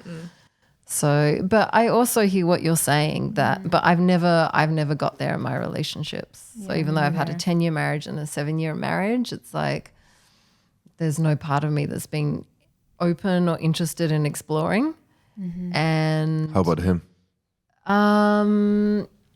First marriage, no. Second marriage, we talked about it, and energetically we played with it once, like just through energy circulation, kissing, but not deeper than that. And then my friend and my mentor kind of like opened our mindscapes to what polyamory looks like and some of the teachings around that. And so I got to consider and work through and process in my own being what that would look like and how that would feel. And I explored it within my own consciousness and with my partner. And I was just like, no, it's not for me. Mm-hmm. And he was the same. He was like, not for me. So that was a match. And I've always attracted monogamous partners who that's their highest value as well. The highest value? In terms of like that's their natural direction rather than polyamory. Yeah, because okay. there's some people who are just like, no, I'm polyamorous, you know, but I've never attracted that in relationship. Yeah. Yeah, and it's also quite easy to say no then, right? Yeah. If it's not your thing. Yeah. Yeah. Yeah. I used to really identify as poly. Like it was like an identity for me. And I was dating a girl for a couple of years and she was not all about it. And I really pushed for it. And I think looking back, I think I just wasn't with the right person. Like that I wanted it so badly. I think I just wasn't with the right person. And people would ask me, are you okay with her, you know, sleeping with another guy? And I would say, well, I would have to be, otherwise I'd be a hypocrite. But it's funny, today I am a little less comfortable with it. So I've kind of come to lean a little bit more towards monogamy. I still think it's a very extreme and dogmatic thing to say just you and me and no one else for the rest of our lives. Like it's a very extreme statement. So I think I've come to a point where I believe in a little bit of like flexibility, and I can totally imagine myself in like 10 years, 20 years and be like, you know what, like we're just at a new place, you know, maybe we start seeing other people just for fun, just to, you know, bring something new to the experience. I think I could see myself being with someone and then together we're with somebody else. I think that, you know, could be an amazing thing. The only problem is I don't like men. So it would have to be a woman, and that just, it feels, you know, like a double standard, but that's just where I'm at.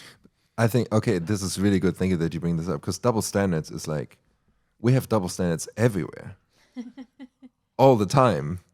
So, you know, why should it be any different here?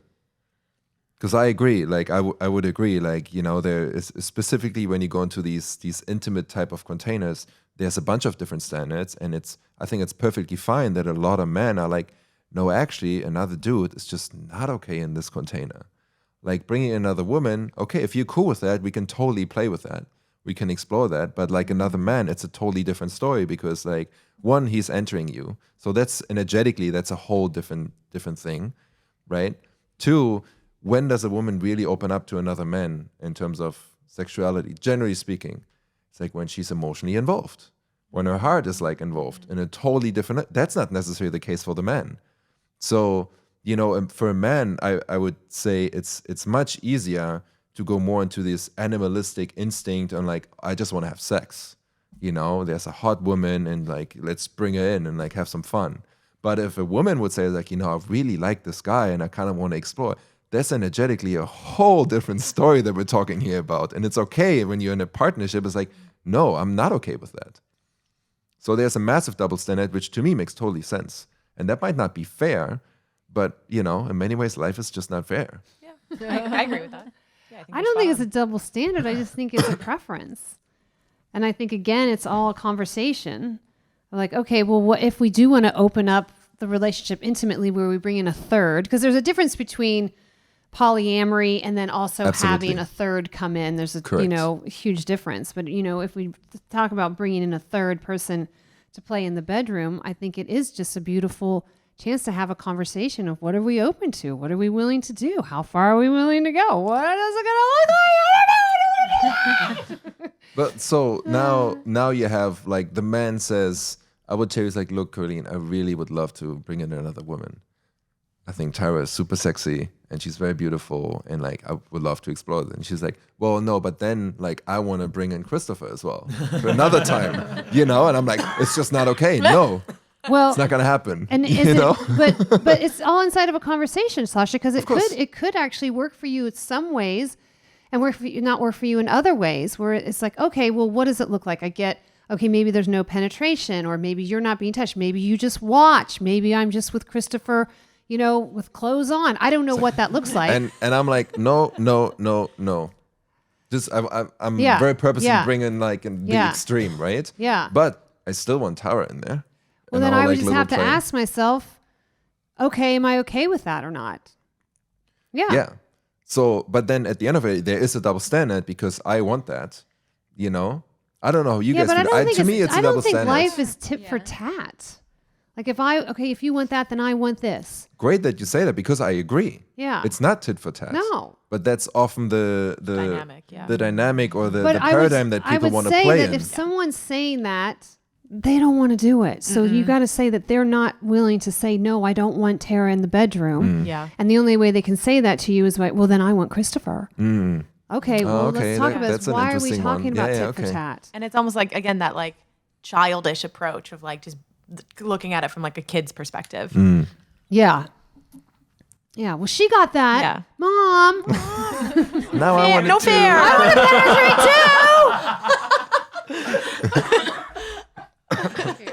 That was great. Where do you see other these not tit for tat, these double standards in relationships? I mean, one we already kind of discussed. It's like first dates, man has to pay. These type of things. Significant bills should be paid by the man. Like there's a lot of double standards that we find as well, right? Yeah, unfortunately, I just don't play that game, so they're not at the top of my mind. But of course, there's a lot of expectations and of how we've been trained to look at what romance looks like, what courting looks like. And again, they think there's something, I think they're based in some sort of natural desire. Like, oh my God, when a man takes me out to dinner, I'm like, hello, yes, oh, I feel so great. It's just such a wonderful gesture. I'm like, oh, thank you. And so it's this natural thing that comes up. Now, do I expect him to pay or does he need to pay? I'm not really there. And when he does, oh gosh, yeah, it's just like, yeah, okay, there's something here that I like. How would you feel? Dinner date is over and he's like, let's split the bill.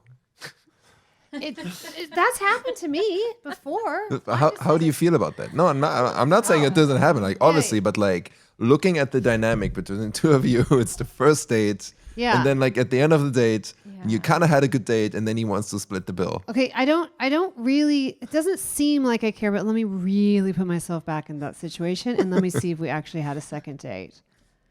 See, there's the answer. It's like a flower wilting. That's how I feel. Like, okay. Would you go on a second date? First? It depends. I mean, it depends on the person. 100. I like the energy, the person, the date. Like it depends on all those other factors. Like one element. Them asking to split the bill is not going to be like it's not a game changer. A deal breaker. Deal breaker. But I definitely there'll be a little part of me that does. Yeah. And you want to set yourself up for success. So I don't go to fancy dinners anymore also on first dates. No.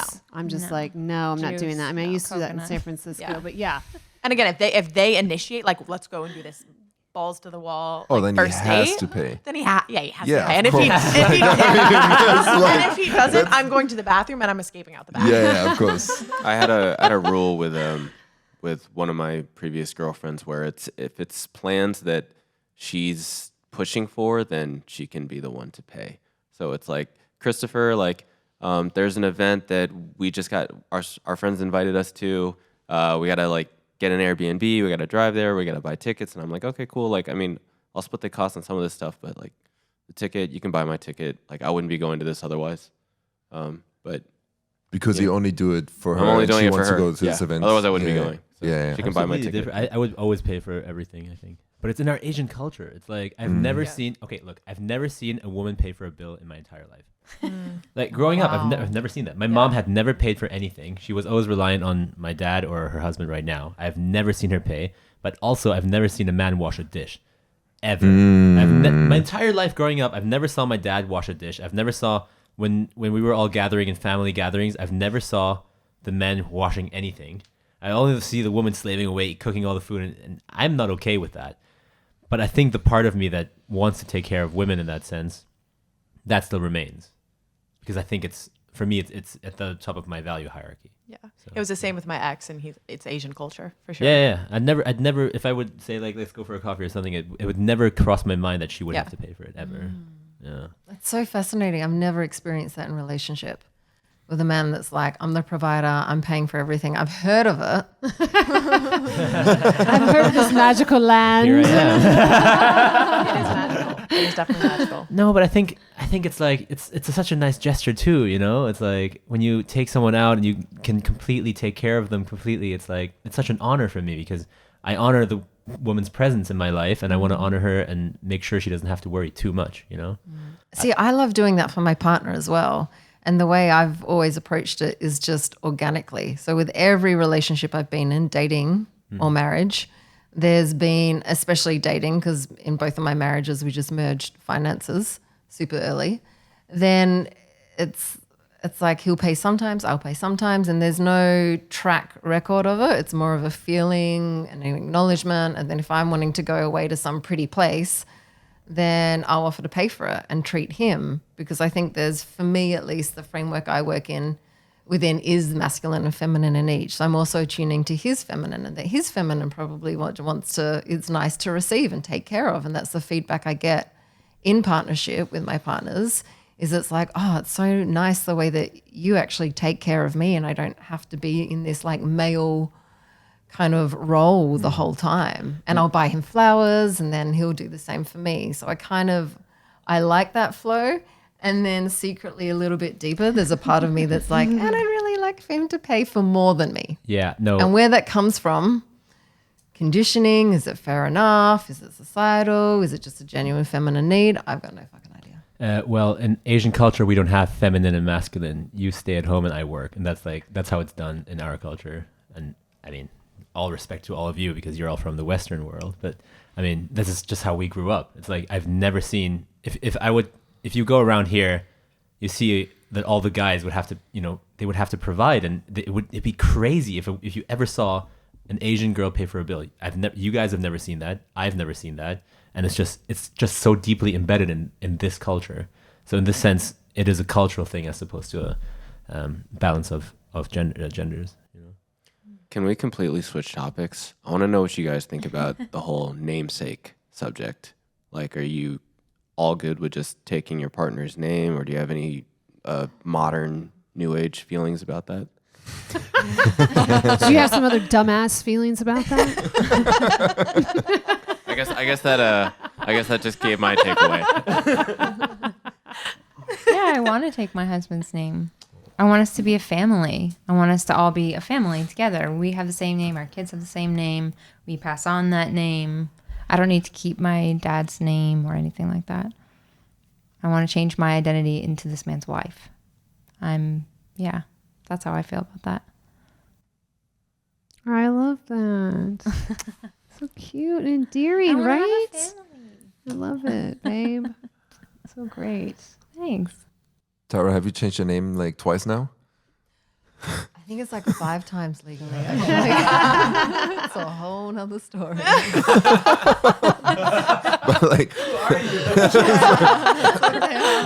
But like in terms of the marriages. Yeah. So my first marriage, we created our own last name. What? You can do that? You Yep. just like create like a fake name, like a new one that you like, okay, that's Yep, we okay. created our own name.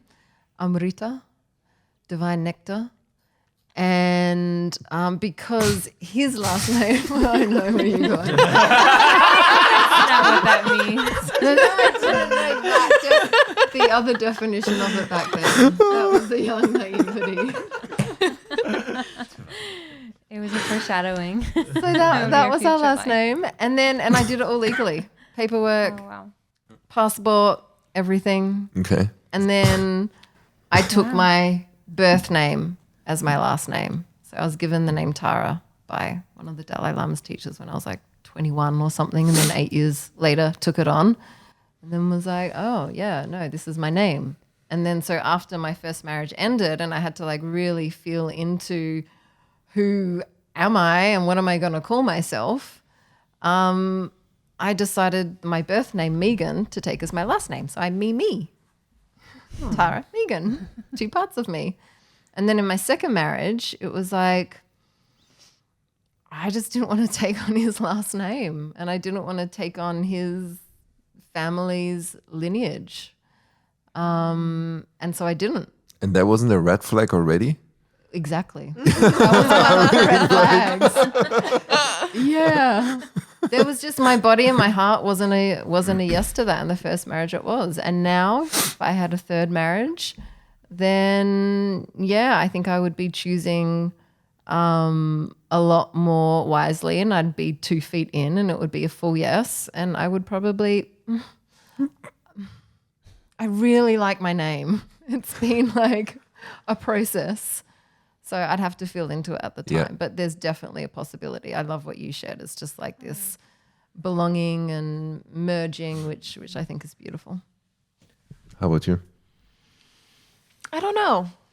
I don't have a strong feeling about it, and I've never really considered it. I also just kind of like my name, and I think it would depend.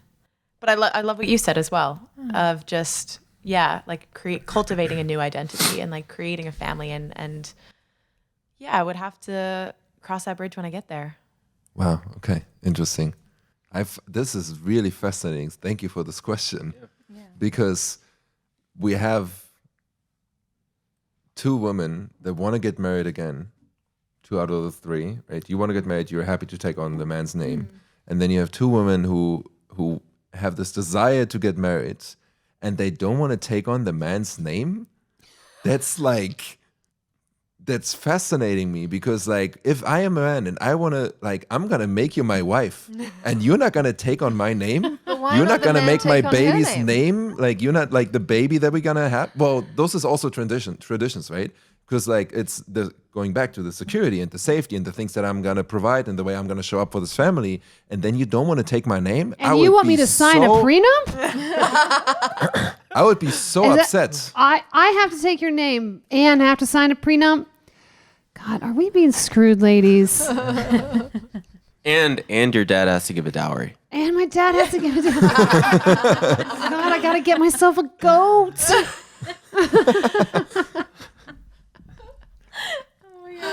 What do you guys think about this? Do you want your wife to take your name? I would make it up to her, I think. 'Cause Really? my mom took her family name and my dad's last name. Yeah. And Okay, so your dad's yeah, so she Yeah, got so got a both. double name. Yeah. And we have really Yeah. long Indonesian names. Yeah, So yeah, we're yeah. like, she's Dewi Chairani Budi Mansuma Diviria. Oh, Like, wow. And, it sounds cool. It sounds tacky, but I wouldn't really think. Mm. I like the independence of the woman too. Like I believe in my true traditional conservative, if you will call it, values of like marriage, and I want to be able to take care of someone. But I think the own autonomy of the woman is so important to me as well, because I see how unhappy all the Asian marriages in my life turned out. They're all basically just slaves. Like, it's no joke. They basically just have to wash their dishes, do the clothing, and they have to ask for permission to go out. And I'm like, what the fuck? Like, Yeah. I want to be able to have my woman have her own autonomy, her own creative freedom, and her credit card if she wants it, you know? Like, if, you know, I want her to be completely autonomous, yeah. House Pollock, no confusion. But look, I don't know. It's probably just like an irrational medieval brain that I have, or I just have this idea of just having a wife take my name. I don't know where it comes from, but I want it. I would agree. If I want to get married, I want her to have my name. Because also that means like when we're going to have kids, the kid is going to have my name. He's gonna have my name. You know, that's like the continuation of my legacy in some ways, of our legacy. And then if there's not even that name, then I feel like that makes that marriage thing like even less desirable for me. Yeah. I think, yeah. That shouldn't even be a discussion in my books, you know? Like, for some reason, like, Well, you don't want marriage, but you want them to have your name. no, I said if I want to get married, then like that whole name thing is not even a discussion, you know? So this And I don't need to get married. So this is something to consider, if you would. I'm going to push back a little bit on you, Sasha. Go on. Is that you see how stringent you are? Yeah. And this is the biggest challenge, is that we get so stringent in our point of view that we can't even see that our point of view could be offensive, inappropriate, out of integrity even, about who you actually are. And when we get that belief that this is how it should be, is where we start breaking down the bonds of what relationships can be.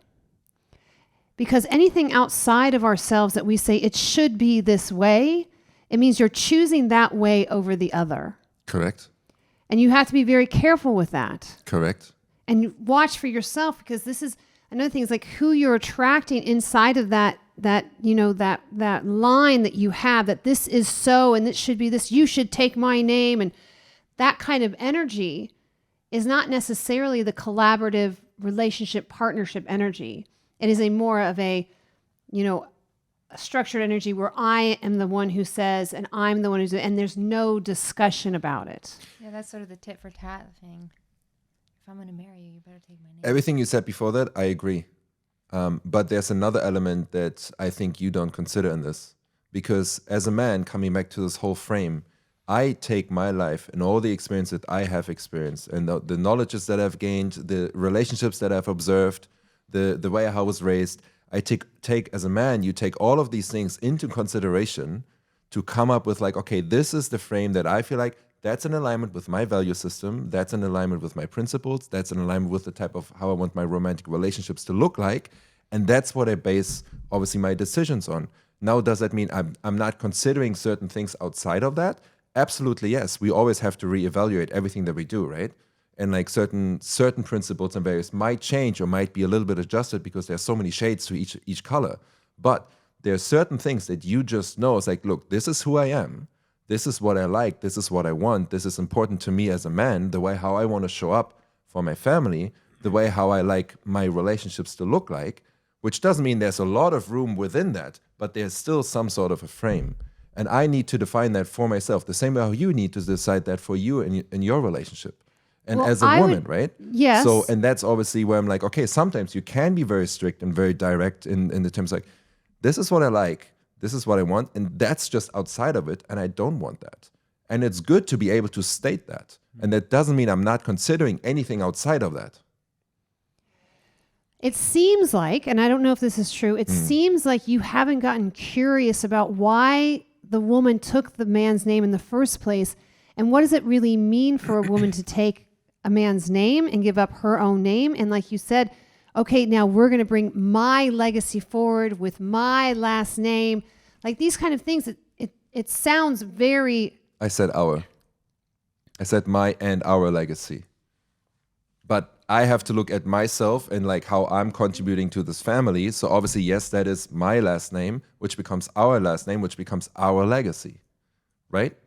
That's what kids are. They are our piece of legacy. When we go, they're still there. They're Well, going to continue to live that. Yes, but it doesn't have my name. Yeah, but Correct. everybody knows it came from you because you birthed it. Well, of The course. only way you Look, I don't really give a about this. What I'm pointing to more... The dad could be anybody. I'm not That's pointing why to it the needs his content. name. I'm pointing to the context. Yeah, but So you that's can't. what I I'm saying. hear It's like, you. so getting curious about, okay, what's on the other side of this, so that you can have a talk, like an educated talk about this. Like, okay, what does it really mean for a woman to take on my name? Instead of like, you're going to take on my name. Like, okay, what does it really mean for her? What does it really mean for me? What is the values? Where is it? And like, it's almost a softening into instead of a harshening line. Look, It's just as an opportunity. And I get that. I hear that. You want We're, that. we're on a podcast. We're exploring opinions. Yeah. And you should know I'm a very good communicator and I'm very sensitive in the way how I'm communicating with everyone, pretty much. So I do know that about you. You and do that's know that. why, but, So, I like, tell you, you I'm know, a so little if I do that- confused, but I'm confused on how you're showing up on this podcast. because I know, like, if I want to get married, that's just where I'm standing, you know? So that's why I also can very clearly communicate that. And I don't have to move, and I wouldn't move away from that. And I would love to hear everything that you have to share about that. If I'm still here and you're still there, you want to keep your name, it's like, well, I guess we're not really the right match then to a certain degree, because like, if I'm going to have a kid with you, then I wanted to have my last name. If this is like what I want, you know, in this whole relationship, marriage type of container that we are creating together, you know, that's all I said. It's like a very important piece then in that regard. I hear you. You don't like it though. It's It's not that I don't like it. It's just how you were communicating it to me. It does seem like a little bit of an inconsistency of who you are and I know you to be. I think you guys are talking past each other a little bit because she's trying to say, what does it actually mean to take the name? And I don't know if you're necessarily answering that as much as you're just saying, I want, the name to be taken. It's what I want. This is what I desire. Yeah. It shouldn't even be a discussion, I think. In terms, like we can communicate about that, and I want to hear why you might not want that, or what does it mean to you. But that doesn't change the fact, like, look, if we're gonna get married, that's just what I desire for us in that family union. If we're gonna get married, I want you to have my name. We're going into union, Yeah, maybe that's something you should discuss on the first date, just to make sure she's on the first date. Over the coconut. All right. Things to ask on the first date. Everybody can go. I'm gonna ask if she's vegan. Same. I'm not marrying a animal eater. Me Sorry. neither. Wait, I'm not marrying a vegan. Well, you're only gonna marry a vegan. Yeah. Okay. Normally, but I would ask the same. Is that more important than do you want children? Nah, but I would ask that. As it ties in with children for me because I don't care for anybody except for the fact that we're gonna have kids and there needs to be consistency in the values there. Yeah, I get that. If you're vegan, you don't want a meat eater. No, it's not going to work. Look, I don't know. Like you could go further because when she's pregnant, and her body is like asking and screaming for like, I want some chicken. That basically means like your little one, your baby is craving for that type of protein. Do you want your wife to not give your kid that type of protein, whatever like those desires are because of ethical reasons and whatnot? Or do you want your wife and your... is it really like, is the science saying that it has to be chicken? Like if the body's... Yes, it is. Yes, it is. And the baby is asking for chicken because she might have been a vegan her whole life. And I have been in this situation. Yeah. And all of a sudden she's like, I want chicken. Well, and she was eating it because it's like, well, clearly he's asking for it. So I'm going to give it to him. It doesn't matter what like I believe in because it's not about me. The answer based on the commonly accepted definition of veganism is that you can feed the chicken and you'd still be vegan. Because as far as possible and practical. That's what it means. You can feed the chicken? If it's like absolutely clear cut, it's like the doctors are saying like you have like the tofu's not cutting it, the tempeh's not cutting it, the beans and lentils are not cutting it. Like So if for medical reasons someone would tell you like you really need to eat like okay. Medicinal and you would meat. still be considered vegan? As far as possible as practical. It's the same question I get all the time. Like, what if you're on an island? Then I'm gonna fucking eat what's on the island. Okay. You I can't just want starve. to say you were in my position right then. How I was with you, you just did it to him. Like you're gonna do this and that. So great. I love it. So good. So good. So you would ask, "Are you vegan?" And you would ask the same thing. Anne-Marie, what would you ask on the first date? I ask tons of questions. A lot of my first dates are just like me interviewing the person about their life and them. Yeah. There's nothing specific that I like feel I have to know about the person. I'm just like shooting questions at them the whole time. Pretty much. Yeah. And they're answering all of them? Yeah. And they're talking a lot. Don't do that. So, Sasha, do you want to give Anne-Marie some coaching around what she just said? Because that's the last thing you want to do on a first date is ask men a bunch of questions. Yes. Really? Yes. Yes. Yeah, it's not working well. No. I'm not having fun. I'm not having fun at all. It wouldn't be working well. I understand. Yeah, it should be. What do you do? Well, you speak a lot. Yeah, you're supposed to be talking most of the time. But they're talking the whole time. No, well, because you ask questions all the time. So how do I not ask questions? What if they don't say anything? Well, then I it's just talk. You just sit there and look really pretty. Yeah. Really, you're just like. Yeah. That's it. Okay. And you rub things. They love I it mean, when look, you rub things. You just rub. I mean, look, if you can have a normal conversation with him and he's not really contributing to, like, then like he's probably not your man. Yes, I don't feel like any of these were. Yeah, Gonna go anywhere anyways. yeah. But like usually, like let's flip it the other way around. If I would give a man advice for the first date, I would tell him ask her a lot of questions so she can talk. So, would you agree? Yeah, totally. And maybe if you're talking, then it doesn't give them the space to ask questions. Could be that as well. If you're going in there being like, I want to understand who he is, what he's about. But if she doesn't finish all of her takes with "How about you?" then I would find her to be a little conceited. Yeah, of course, there need to be some sort of reciprocation, right? Yeah. Otherwise, you could just talk to a wall, you know? What are you most ashamed of? First question. we had a men's circle, and the first question, like, it was ever asked in the room was like, "What are you most ashamed of?" And we're all like, "What kind of meeting is this? Like, we just met, you know?" Like, Wow. Okay. I don't think I have like non-negotiable questions that I ask on a first date. I think I just try to like tune into what they value and what they care about. Are they open? Are they curious? Are they inquisitive?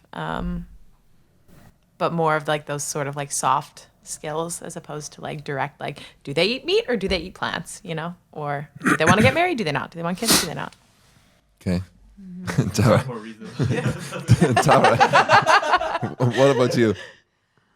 I don't know if I'd like ask specific questions on the first date. I'd first of all see if there was resonance and interest to even go on a second date. For sure. And then maybe once it was like, oh, I actually think this could be like a relationship as opposed to a lover, then I would be asking, do you want children? Because I've decided I don't. Yeah, that's the main one. That's pretty much a deal breaker, right?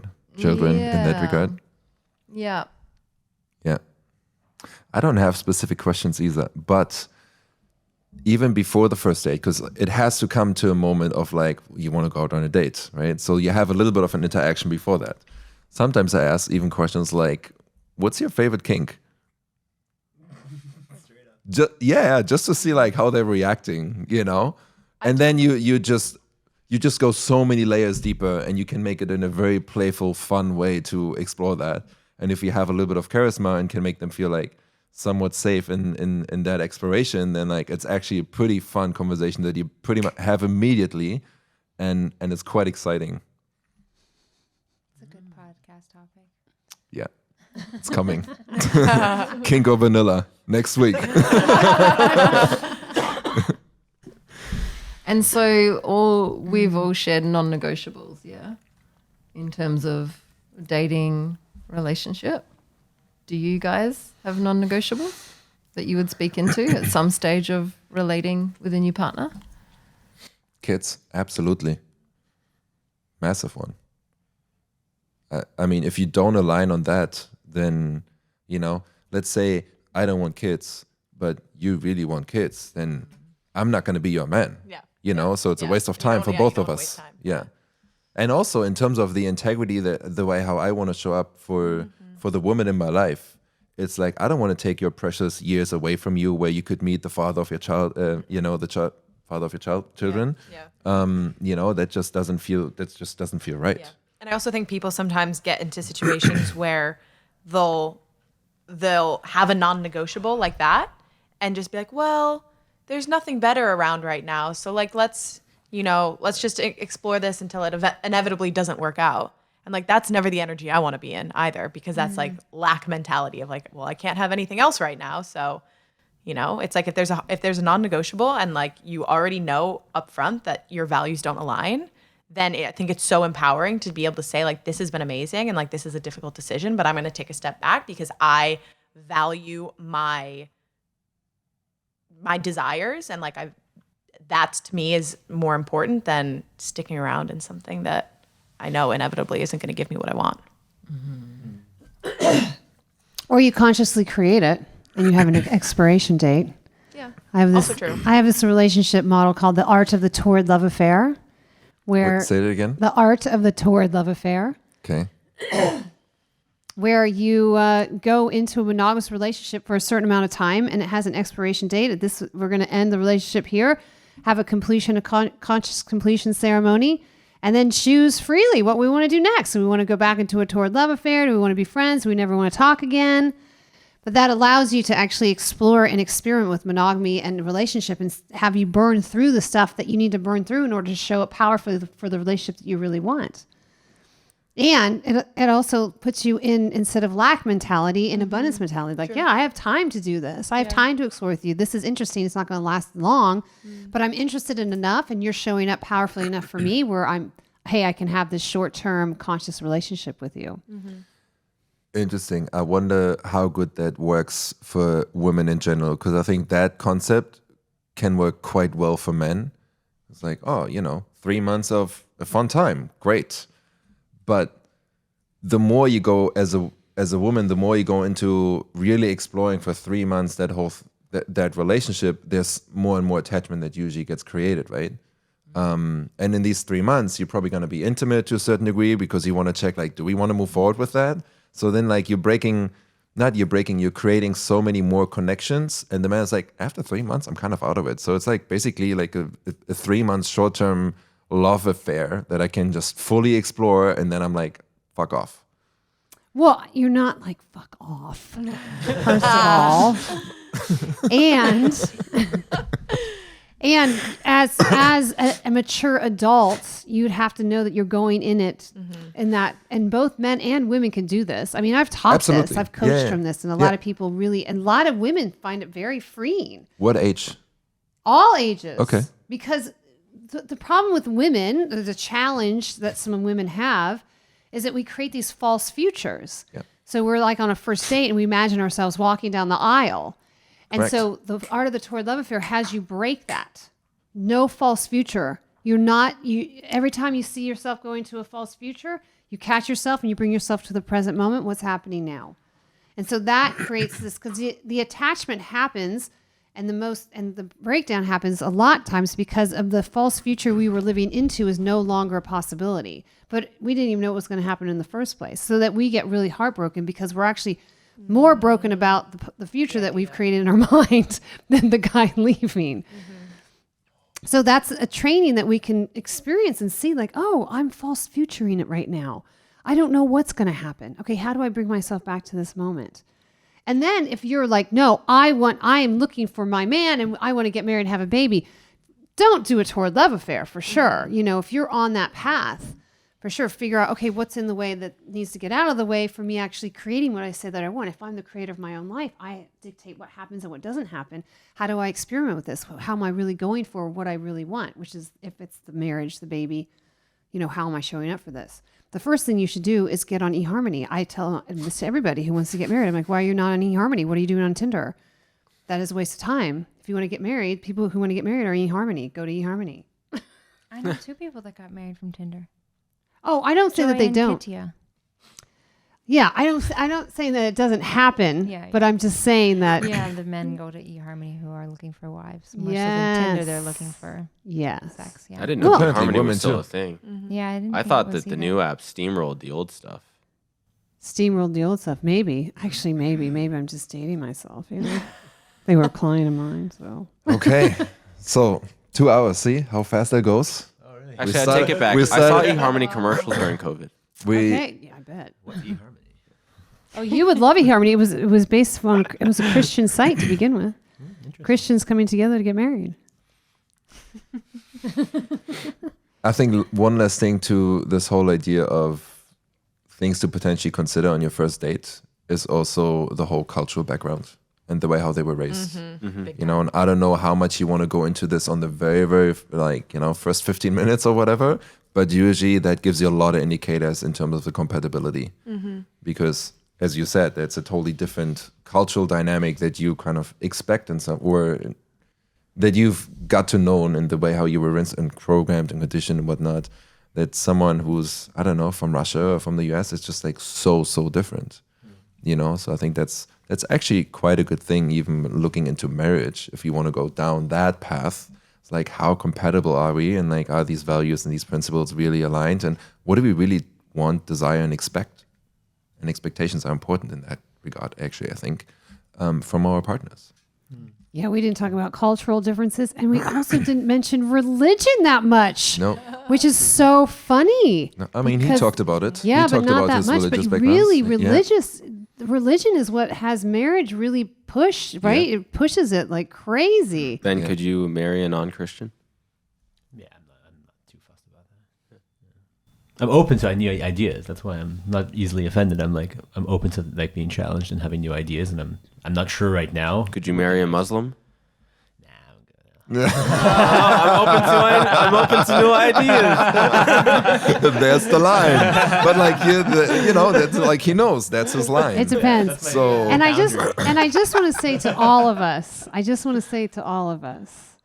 as soon as that person walks in the door and we make Yeah, that it doesn't heart-to-heart matter. connection, all of these lines go out of the window. All of them Muslim do. women. Yeah. I It's like- disagree. I disagree. I disagree. Wholeheartedly, You've I done disagree. it twice. Yeah, but she learned her lesson. We'll see. Even in my shorter term relationships, it's like, yeah, there's the honeymoon period and there's all of that oxytocin and there's that soul connection. And then there can still be incompatibilities, some Yeah, of which for can sure. be worked through and some which just For aren't, sure. For which sure. sucks. Yes, and that's with everything. But I don't know if it's specific. I don't know if it's going to be specifically on what has been shared around this table where the incompatibilities come together. But maybe. So, to close this off, because we're like over 2 hours, let's have a very quick takeaway from just a few of us. Who wants to share, like, what are the big takeaways, considering the initial topic that we had in the very beginning? Like, okay, do I want to get married? Yes or no? And like, after this conversation, what have we learned from each other? And maybe something has shifted or not, or maybe even strengthened your position in that regard. Who wants to share a couple things? I feel like we're all kind of talking about the same thing, and we agree a lot more than we disagree. And I feel really inspired by like the men here, because I was like, oh my God, this is going to be a conflict between me and a bunch of fuckboys wanting to have polyamory, and I don't want to do this podcast. They're all going to be talking about how marriage sucks, and I'm going to be the only one that wants love. So I feel so happy and inspired to see like beautiful people that still believe in love and marriage and commitment, and we want to do it in our own way. Yeah. And I think everyone here is quite open-minded on how that looks, Yeah. while still like maintaining certain values or pillars around like commitment and like what you're bringing to the table. But are open to a new age way of doing that. Yeah, I really like that balance of how it's like, yeah, marriage is like this joyful celebration, this beautiful like honoring of your love. And then there's the nitty gritty stuff like prenups, like money, like finances, like children that I think need to be looked at as well. And so I like being, that presence of both of them here today. Yeah, I think that, it's a lot of this stuff is very unromantic. And then there's the honeymoon phase. And then there's also figuring out our boundaries. And there's all of our analytical minds. And we have to find a way to reconcile the logic and the analysis with the passion and the love, while also figuring out how it fits into this larger, ever-changing world. So I still want to get married, but I'm still thinking about this whole prenup thing and about like it makes me think a lot of like, because for me it's very simple. You become one, and I'm like, man, but what if I have everything? Like it's I'm still more cautious, but I'm grateful for all the new ideas and for all the input from you guys. So thank you. Colleen. Well, I just am walking away with just this feeling of just so much endearment. Like listening to Anne Marie and to you, Ben. I'm just like, oh my God, so romantic, so beautiful. And holding this, holding this flame of the romance and the torch for love to have this union of coming together and the beauty that's possible there. And yes, understanding that, life is life and we need to figure that out and we need to look at the finances, the kids, the desires, but just holding that flame above everything else, just knowing that it's not the only thing, but holding that precious. And I feel like I've gotten that from this conversation. So thank you. Thank you. Thank you, everyone. Yeah.